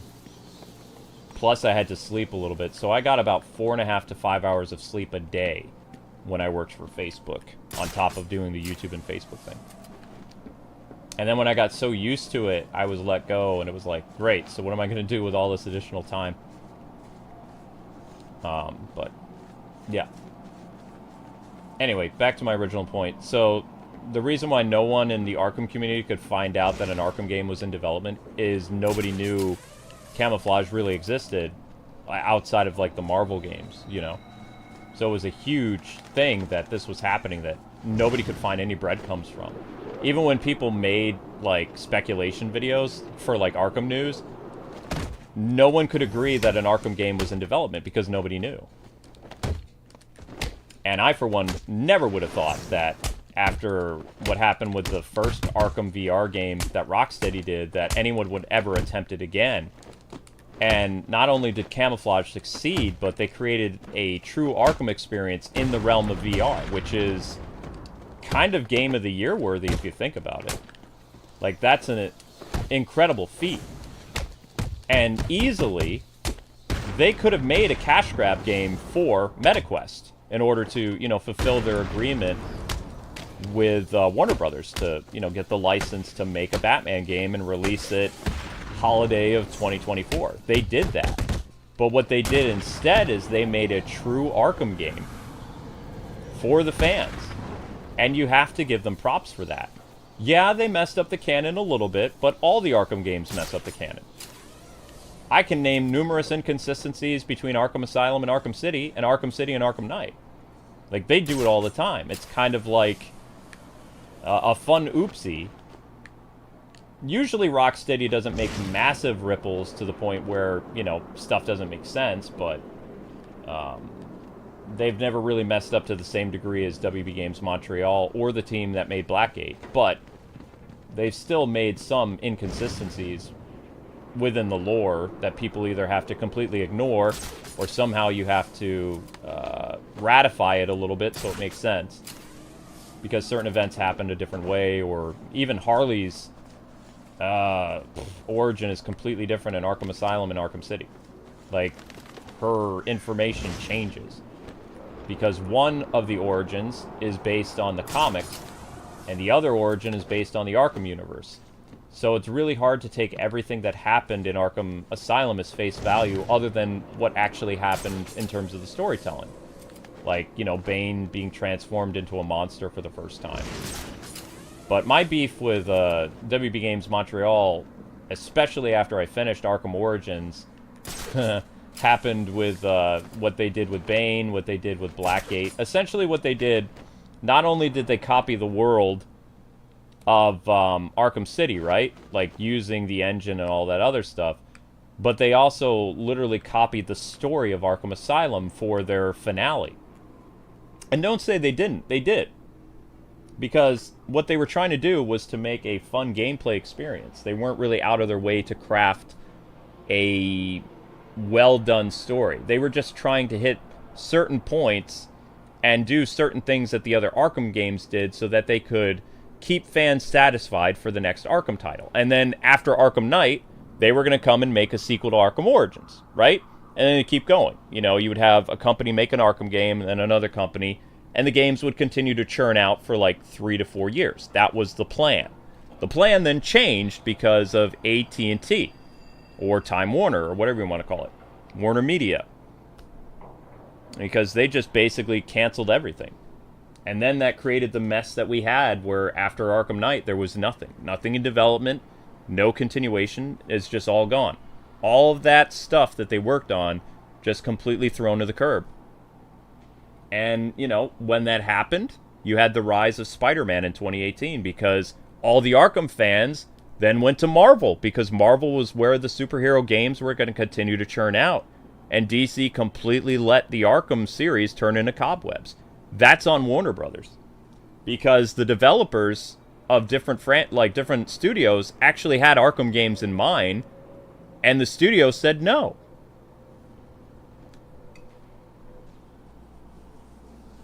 So basically, we were starved from 2015 until 2024. That's unacceptable. Whereas all those different years, you could have had a successor to Arkham Origins like by 2020 or even like 2017. 2013 to 2017 is plenty of time to work on a game that would utilize the engine of Arkham Knight. Because let's face it, WB Games Montreal loves to lift the engine from Arkham City. It's a great engine. So it would make sense that they would take the engine from Arkham Knight and have their sequel on the PS4, right? That's what they do.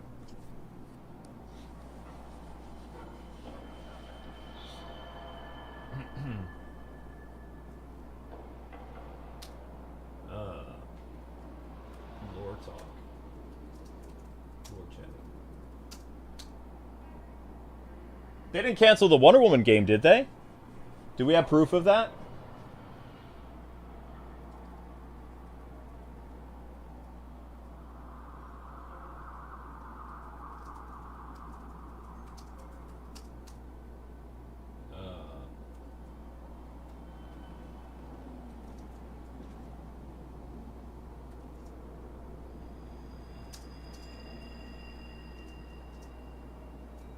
Facebook.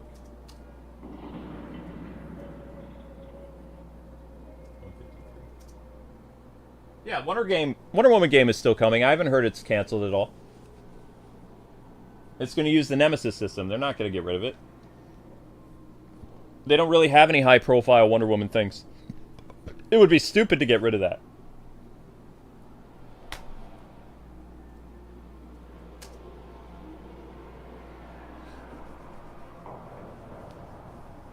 Yeah, it's been in development, but it's not canceled. I mean, games can be in development for years. Look how long, like, Suicide Squad was in development. The Suicide Squad story is very funny, though, because Suicide Squad was originally in development by WB Games Montreal. They had a Suicide Squad game that they were going to do as a kind of a sequel or a spin-off to the Arkham Origins stuff they were doing. And then somehow that ended up, you know, going to Rocksteady. And then Rocksteady did a completely different thing with it. They also changed who the cast would be and all kinds of stuff. So it wasn't even what the original vision of that was. And then WB Games Montreal, that had no plans to make, like, after their, like, Arkham Origins sequel got canceled, they didn't really plan on making a Gotham Knights game. They were working on something else that turned into Gotham Knights. That wasn't the plan. So it's like the studios switched things. And in reality, I agree with some of these theories. Gotham Knights really should have been the game that Rocksteady made as a sequel to Arkham Knight. And Suicide Squad should have been developed by WB Games Montreal. Because it doesn't feel like the Suicide Squad game... We can all admit that the writing of that game is terrible. Like, they don't have a clear vision. They don't even really have an understanding of the characters that they're utilizing in it. It's just a big mess. It's kind of like a Arkham Blackgate situation. It's just... It's bad all the way around. There is nothing about it that's redeeming. It's just... It's so terrible that Arkham fans have already completely forgotten about it. Like, they completely disregard it as part of the canon because they completely reject it. So it doesn't matter if Warner Brothers says that that's how it is. Like, the fans are like, no, it isn't. We reject you, and we don't believe it. So now the fans go for Arkham stuff, Origins, Blackgate, to some degree, Shadow, Asylum, City, and Night. And that's it. They completely ignore Suicide Squad. And Suicide Squad is just going to end up being a chapter that was completely abandoned by the fandom. And in like a year or two, no one will remember it. Because nobody cares about it. The thing is, people are still going to be talking about Arkham Shadow, though. There are people like myself that have never played VR that are clamoring about the game because it's that good. Like, I'm literally risking my health to play that game. And I know every time I play it, it makes me sick. I do it anyway because the story is just so good. Do I have problems with the story? Yeah, of course. But I still think the game is great. And I think that the people responsible for making the game, for the most part, really did their homework. And I really respect that. Because what makes an Arkham game is its atmosphere, right? I have all the stuff muted in this game because of copyright, and also I can't talk with thug chatter, but one of the big key things that you'll notice immediately when you're playing Arkham Shadow, as soon as you're Batman, is the thugs are going to talk. And not only are they just going to talk, but they're also going to talk among themselves and have wonderful conversations. That's what the Arkham franchise is. Suicide Squad didn't really do that. There was thug banter with aliens, but it wasn't funny. It wasn't profound. It didn't make you think. It didn't add to the story. It was just, you know, basically people being issued orders to take down the Suicide Squad. That doesn't really count as thug chatter. Thug chatter is something that adds to the atmosphere of the game. And it can be both funny, it can be terrifying. It could talk about a Batman villain or a Batman hero, like a Bat family member or the police. It furthers the storyline of the game that you're playing. It completely immerses you. That's what Arkham Shadow does well. Even Blackgate didn't do that very well. There was some funny sections of the game, but for the most part, it was a boring game. Because the whole appeal of the game was boring. It was a Castlevania game, but it was a Castlevania game that wasn't handled well. That was the problem I had with Blackgate, and it's one of the reasons why I hate Blackgate so much, is it's just a boring game. It's a snooze fest. And the story just isn't very good. You can tell that the story was rushed so that it could meet the release day of Arkham Origins. They released on the same day, which was insane. Like, that was one of the hardest things I ever had to do. Now, of course, I got the games early from WB, but I had to have both games ready and finished by their release date for my walkthrough. That was part of my agreement with Warner Brothers. You guys probably don't remember that, but I used to complain about that years ago. I had to have a lot of Arkham Origins Blackgate on 3DS and Arkham Origins, the console game, most of my walkthrough done and uploaded by the time the game officially came out. That was a tremendous amount of work, because I could not stand capturing Blackgate on the 3DS. And, you know, I was so immersed in Arkham Origins that I didn't want to do Blackgate, but I was sent both. I was given a package by Warner Brothers, and I had to do it. Like, that was part of the agreement back then. So having those games released at the same time was like hell for me. It was one of the hardest things I ever had to do, and I grew to hate Blackgate tremendously because of all the stipulations involved with it. Yeah. So that's why people go back and they listen to that series. They're like, why were you so jaded and angry? It's like, because I had to have it done. And it wasn't fun.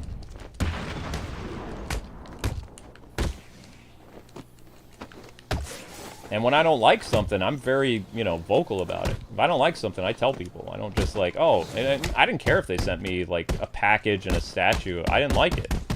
So when I did my walkthrough, you know, I told people how to get through the game, for the most part. But I remember I stopped playing the 3DS version at one point, and I just waited until the HD port came out, like, what was it, like 6 to 3 months afterwards or something like that? It came out real fast because the game did not sell on the 3DS and the Vita. Or I think it was the 3DS. And then they had the console HD version not long after Blackgate came out. And then it started to sell a little bit more, but then people realized how boring the game was. And it didn't do a good job of, like, transforming the player into the Arkham universe. It tried, but you could just tell it was a lazy cash grab. It didn't even do a good job of, like, continuing the story after Arkham Origins. It felt like both games were in their own separate universe. It did. Which was weird. That's why my hope is if they ever make an Arkham game at the same time as another one, that the two teams actually have communication. Like, if one team is working on a game that takes place, you know, before it, like 3 months before it, that they have some type of communication instead of, like, just emailing a synopsis of, okay, this is what happens at the end of the game, go from there. You know. Because if they actually would have worked together, then they probably wouldn't have used the same elements. Like, maybe Blackgate would have just been the prison. Like, that entire game would be about Joker taking over the prison.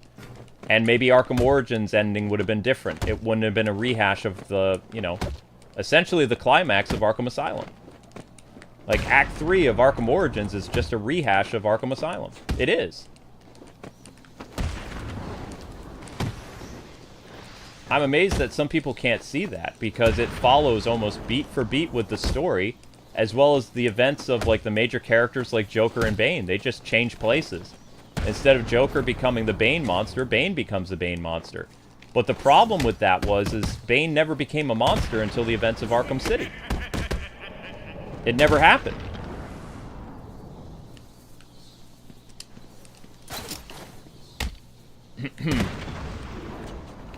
And you know it never happens because both Commissioner Gordon and Commissioner Gordon and Batman are horrified because Arkham Asylum was a horror game.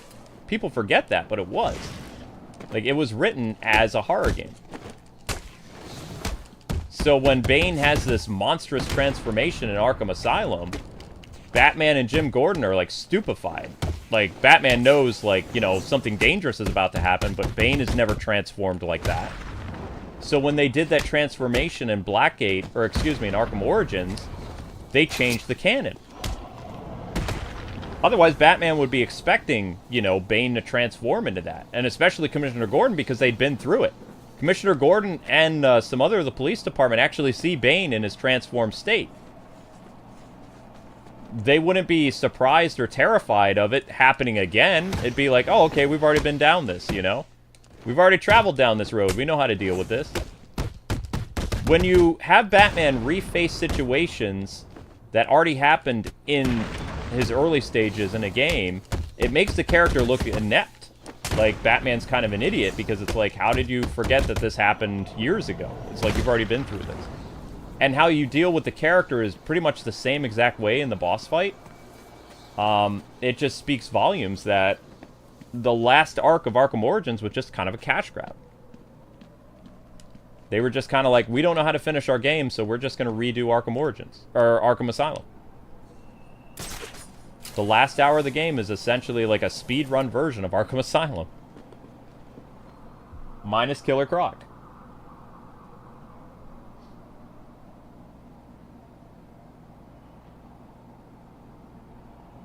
Oh my gosh, are you serious? Are you for real, Clayton? WB Games Montreal took over the Wonder Woman game? Well, that's gonna suck.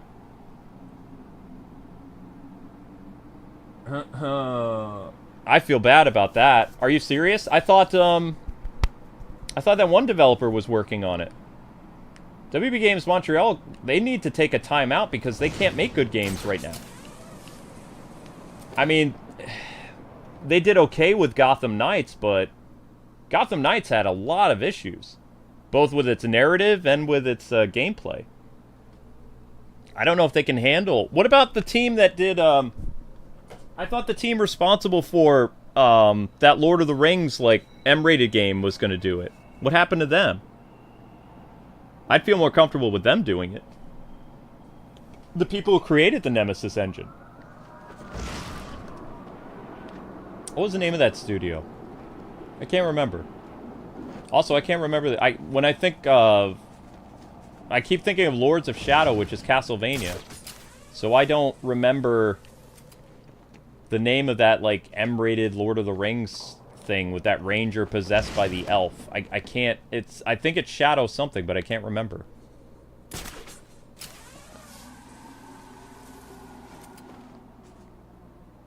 So you have 2 teams that are working on it? Okay, that makes me feel better.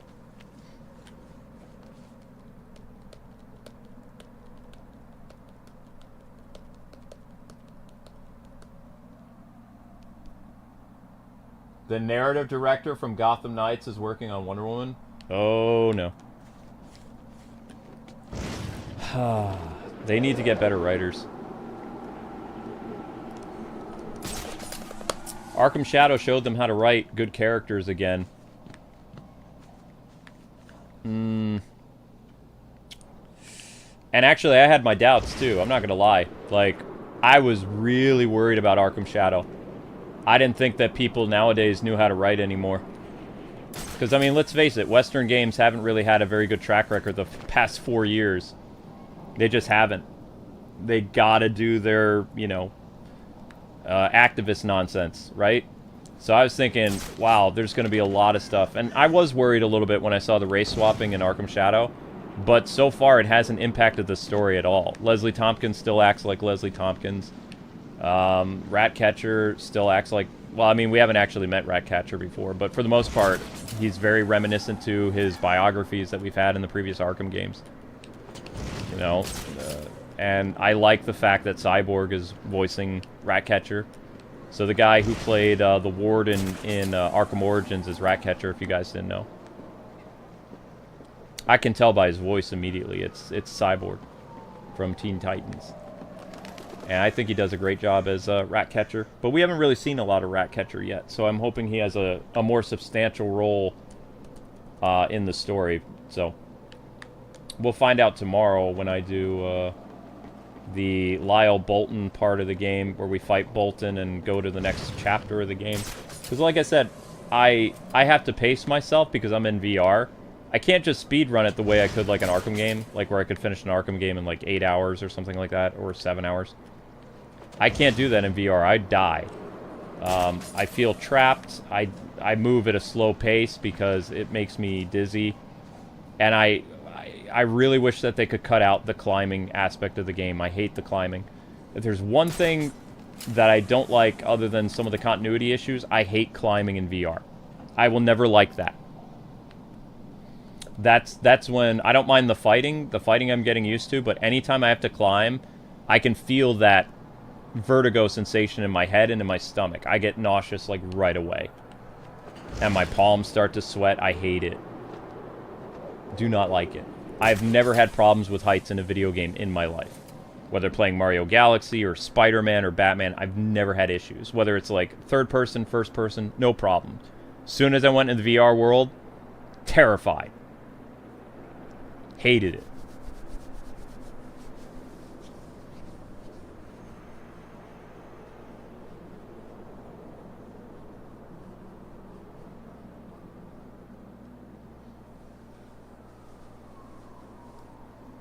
It's so weird when you guys say Batman Brave and the Bold, because immediately I think of the cartoon from 2008. I know it's based on a comic book, The Brave and the Bold, but that series was so unique that whenever somebody says Brave and the Bold, it's the first thing that pops in my head.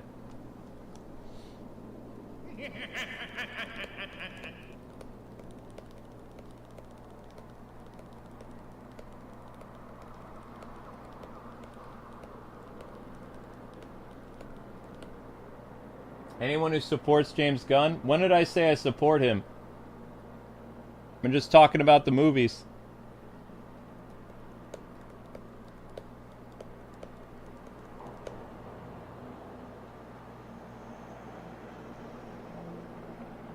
That was weird. I was just answering people's questions.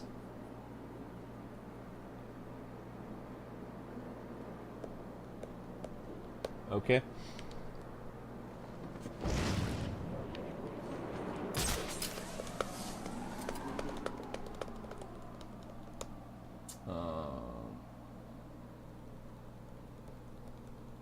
Outside of Matt Reeves, what?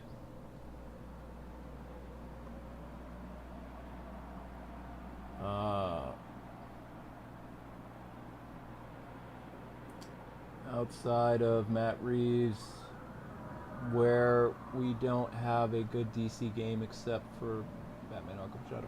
We don't have a good game for besides Batman Arkham Shadow because, you know, Warner Brothers canceled them all.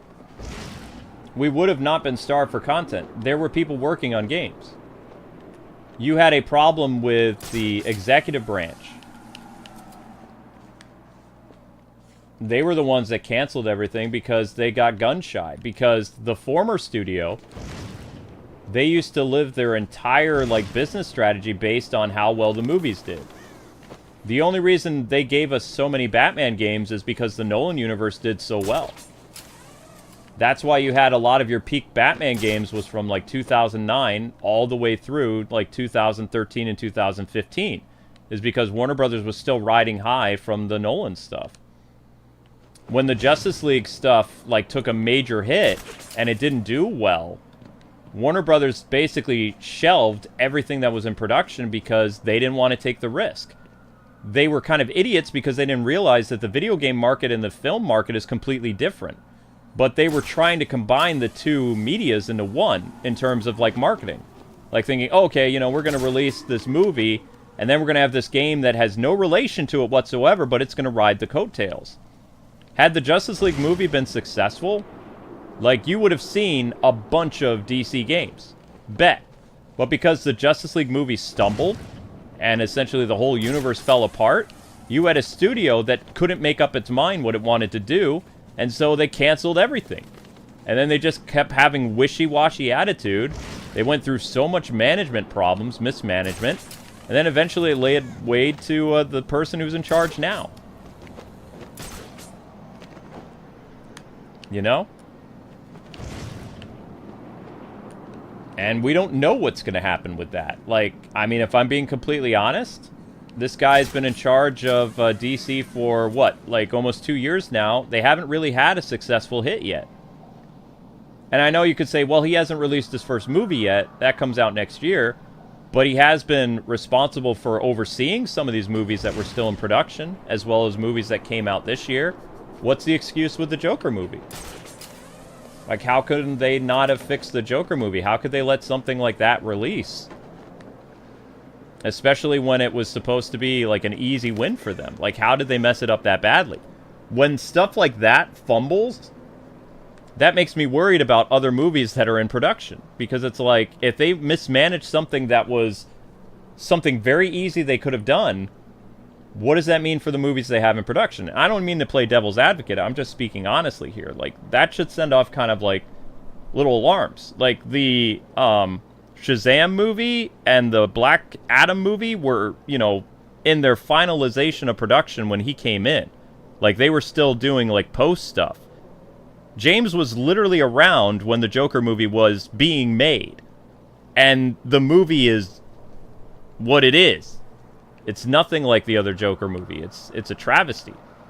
So how did they allow something that bad released? Because remember, they said they were going to start making quality products. Remember that? They got rid of Ben Affleck and Henry Cavill and all these other people because they were going to make quality stuff. But if Joker was the first, like, real project that this new team has been involved in an executive level, how did they let that happen? Do you know what I mean? So, I'm going into the Superman thing, like, very precautiously because I don't know if it's going to be good. And I don't give the current executives at, like, Warner Brothers, like, credit for making Arkham Shadow good. Arkham Shadow is good because of Camouflage. Camouflage were fans of the Arkham games, and they wanted to build up something that fans would like. It was not a cash grab, like Arkham Blackgate was. They weren't just making something for a game system to try to sell stuff like they did for the 3DS. They were actually trying to make a sequel to Arkham Origins, and I'd say they nailed it, from what I've been experiencing, outside of the vertigo and some of the other problems. When you have that type of mindset, with that, you can actually make something good. But if you're just like, oh, okay, you know, I'm here to fill a quota and I'm going to do this and I'm going to do that, then you're going to run into a Blackgate situation instead of an Arkham Shadow. And, you know, it's still possible that there could be a lot of factors that if Camouflage makes another Arkham game, they need to be very careful who they bring into the writing circle, because what's going to happen is if you start to see those vultures of activists start circling around, the next Batman game, if they're involved with it, is going to be garbage. You need to keep pristine the people that worked on Shadow and have them start working on the next game. Like, if I was WB, I'd be giving Facebook all kinds of money right now and be like, get started on a sequel. Like, just go. This is selling like hotcakes. We're selling VR systems. This is good. This is getting people talking about Arkham again. Before, everybody was talking about Spider-Man. I would be like, if I worked at WB, I would be throwing money at Facebook right now. Be like, make another one. Now. That's what I would do, because right now the iron is hot. You do not want the iron to cool. Whether it's a console game, whatever. The team responsible, even if they can't make a console game, the person who wrote Arkham Shadow needs to write the next Arkham game. With no interference whatsoever from freaky activists. Fact.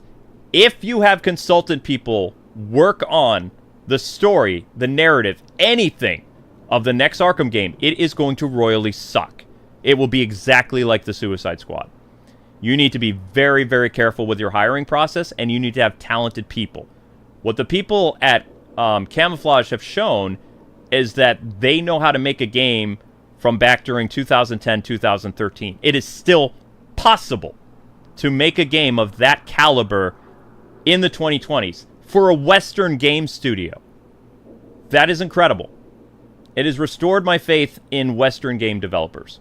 A little bit. A little bit. Not much, but a little. But you need to strike now. You have to start planning now. Because if you make Arkham fans wait again, and I haven't finished the game yet, and I'm already saying this. I'm like maybe 50% through the game. If you make Arkham fans wait again, they're not going to come back the way they are now.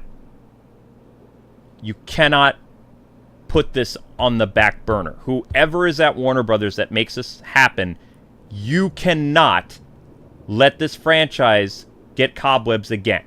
You cannot. Because it is not going to be... You have a second chance, which I never thought would be possible, mind you. You have a second chance, WB, to actually do the right thing and bring this franchise back with more than just Arkham Shadow. If you squander this, it's done. It's not going to have the same impact that Arkham Shadow did. The amount of buzz that you're having is because talented people worked on the game, for one, and that they basically re-energized and resurrected the Arkham franchise. That is a fact. But if you wait, then not only are you going to put yourself in competition with Spider-Man 3 and the Wolverine game and some of this other stuff, but you're also going to have your audience be like, okay, so we waited from 2015 until 2024. Do we have to wait until 2030? Like, how long is the studio going to make us wait? You need, if I was WB2, you need to put together a team that only makes Batman games. That's all they do. You make sure that you bring in the right talent, the right writers, the right storyboard people, the right actors, the right, like, whatever. And that team just makes Batman going forward. And you're very careful that you yeet people that need to be yeeted, and you only work with talented people that are going to continue to further your brand. You do not want to bring in bad apples. Because if you do that, then you're going to have a Suicide situation, and you're going to have a Gotham Knights situation. And even though Gotham Knights was not as bad, right, it still wasn't very good. There is no Gotham Knights 2. There will never be a Gotham Knights 2. Because the game didn't warrant enough to have a sequel. People didn't like it enough. There are people still buzzing about this game, and the game is not even a month old yet. Okay? It's not the 22nd of November. So it's possible that outside of crazy Arkham fans like me, like people literally who've created their whole identity around Arkham, that maybe people aren't as excited as I am. I can see an actual future for the franchise, which I didn't think was possible, okay, after 2015. When people ask me, where would you go with the Arkham games, I didn't have any idea where to go because of what happened after Arkham Knight. I had writer's block. It's like, where do you go with this? It's pretty concise. It's conclusive. He becomes like a Wraith-like character. You know, he uses Scarecrow's fear toxin, which it was great that Rocksteady incorporated that. That was my theory. You know? But how do you craft games around that? Even I couldn't think about that. I was thinking you have to go with the Bat family. You'd have to make a Bat family game. Or, which is one of the main things I said, you have to go back to the past. You would have to make a sequel to Origins and build your way up to the end of the franchise, tying into Arkham Asylum eventually. But you would have a whole sandbox to work with for like 10 years, and then you could just reboot the franchise or make an entirely new Batman game franchise after people have had all the stories they want in Arkham. There are several stories that are left untold that you can make games on. There really is. I can name at least 4 right now off the top of my head that would make great games. Okay? Here we go. These are the 4 that would make good games that you could do stories on based on the events that happened in Arkham Origins, Arkham City, not Arkham Knight. Arkham Knight is at the end. Okay? So like Asylum, Arkham City, Arkham Origins, and Arkham Shadow. We were introduced to Wesker in Arkham Shadow, correct? Right? He has a high-profile biography in the Arkham games, and thugs talk about the things that he did in a past sense. Correct? But we have never had a game where Wesker has appeared as a threat to Batman. Even technically in Arkham Shadow, he's not a threat. We're looking at the beginning of Wesker, the origin of Scarface. But he's not a main bad guy. You could actually craft either a short VR game, like they did with Ratcatcher, or if you have enough talented people, you could make an entire game, like a console game, based on Scarface and the Ventriloquist, and you could have Scarface and Black Mask battle each other, which was a 90s thing. That was a 90s story thing that Chuck Dixon did. Black Mask and his false facers were always at war with Wesker and his dummies, or whatever they were called, like his, mob, with Rhino and the like.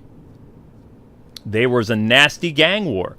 That was even a big aspect of the story for Batman Dark Tomorrow, which, say what you will about that terrible game, it had a good story. It had a story that was written by a comic book DC author, who also utilized the gang war between the false facers and Scarface's crew.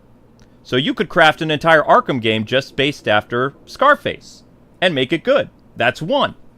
Number 2, you could make a story about some of the characters that appear in Arkham Shadow, like Harvey Dent. You could have his downfall into Two-Face. Like actually have him be the main villain.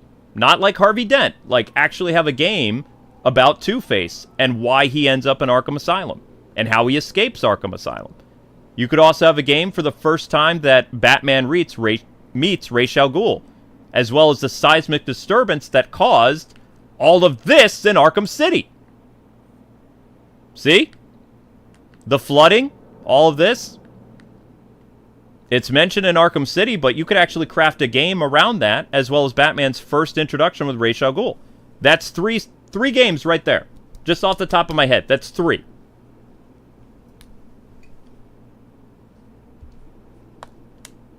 And the 4th one could be about the birth of Robin, or, Batgirl Year 1 or something. Could be like a spin-off game. Right there, that's 5 or 6 years of content, right there. Just off the top of my head. 4 games, 6 years. 6, 7 years. Maybe even 10 years for 4 games.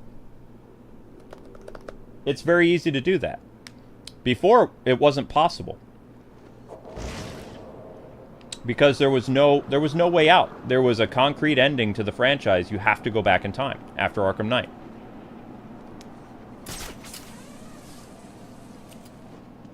But, like I'm saying, it's very important that WB get their act together because, you know, Arkham Shadow handed them a miracle. Like, literally, they used a Phoenix Down on a dead franchise, and it was a dead franchise. The only way the series was still around was because of speculation videos and people like me. And people like Arkham Videos doing, like, 7-hour speed runs, like, once a year. That was it. You now have a golden opportunity, and I just hope that WB doesn't drop the ball. I really do. Because I don't trust WB, because WB is the company of disappointment. You think they're going to get a touchdown, and they always fumble. Every time. You root for them, and you're hoping for the best, and then you watch them fail. That's always hard to do. As a fan, it's like you show up to the, you know, the stadium to cheer them on, and then you watch them fumble every single time. It's hard to be a fan of that, you know? It's like being a Pirates fan. Show up to the stadium, you cheer on the team, and 9 times out of 10 that you go to see them, they always lose. But you love the Pirates, so you go anyway, even though you know the outcome. And as a WB fan, it's hard with that, because it's like, you want to see them succeed, but in the back of your head, you know they're going to do something to foul it up. And in my case, it's been years that they've done that. Years!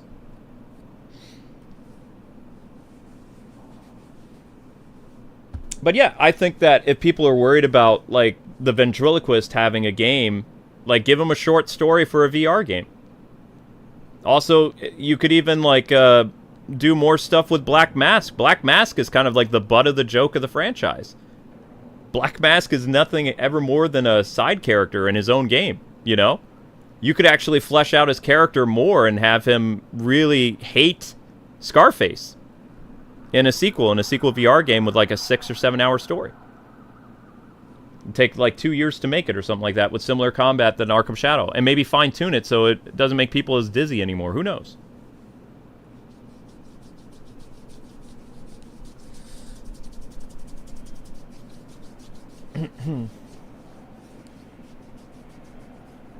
But again, it's important that you hire the right people, though, because in this day and age, there's a lot of Western weirdos. Look at the people that put Dragon Age together. The story writers and the narrative, those people have officially sunk that franchise. It'll be a miracle if there's ever another Dragon Age game, because fans, longtime fans of the franchise, are abandoning Dragon Age. Refunds are happening like crazy on Steam. Like, people hate it. It's going to sell like hotcakes the first month, and then it's going to disappear because, like, there's so many bad things about that game's, like, story and narrative that's just, like, I've seen a lot of crazy stuff about that game that I'll never touch it. And I like Dragon Age Origins, but I'll never play the sequel, the current game. No way. But anyway, I got to get ready for Castlevania. I totally forgot I have another stream. I hope you guys enjoyed this impromptu stream. You hope this changes for the better? I hope so, Prometheus. Well, thank you to Clayton, and thank you to Motive, the Iron Man game. The Gotham Knights team took over the Wonder Woman thing. Okay, so that was Clayton. Oh my gosh, Gamer Gal became an Ultimate too? Awesome. The only thing that doesn't feel like the new 52 in Arkham Origins is the heart of... Yeah. But anyway, I hope you guys enjoyed this little impromptu discussion video. It was fun. I enjoyed myself. I hope you guys did too. Kind of felt like an Arkham 01 channel stream for a little while. But maybe we'll have like another discussion video when we get further in the story of Arkham Shadow. If you still want to hang out with me, my mind is still going to be going all over the place, because I have a Castlevania stream. So I'm going to get going with that. But thank you guys for watching, and I hope you guys enjoyed the lively discussion. Thank you for the questions. Thank you for the super chats. And thank you for your time. So Arkham Shadow will continue tomorrow. And hopefully I'll be able to handle another stint in VR. But if WB is listening, and Camouflage, I really hope that you guys do a sequel. Even though I haven't finished the game yet, I could see a lot of possibilities. So hit me up if you need some ideas, because I could see you guys milking this pretty easily. I'm sure Roger is down, and most of the Arkham cast love reprising their roles, so there's a lot you could do. I don't want to see this franchise die again. Personally, I went through it. It was like horrible withdrawal and then like acceptance that took me forever to accept, but I never really accepted. I always thought that it would come back in the back of my head. I just never thought it would come back as a VR game, personally, nor did I think I would like it because I hate VR. So that's all I'm gonna say. But WB, don't screw this up. Just don't. You have a golden opportunity. For the love of God, don't fumble anymore.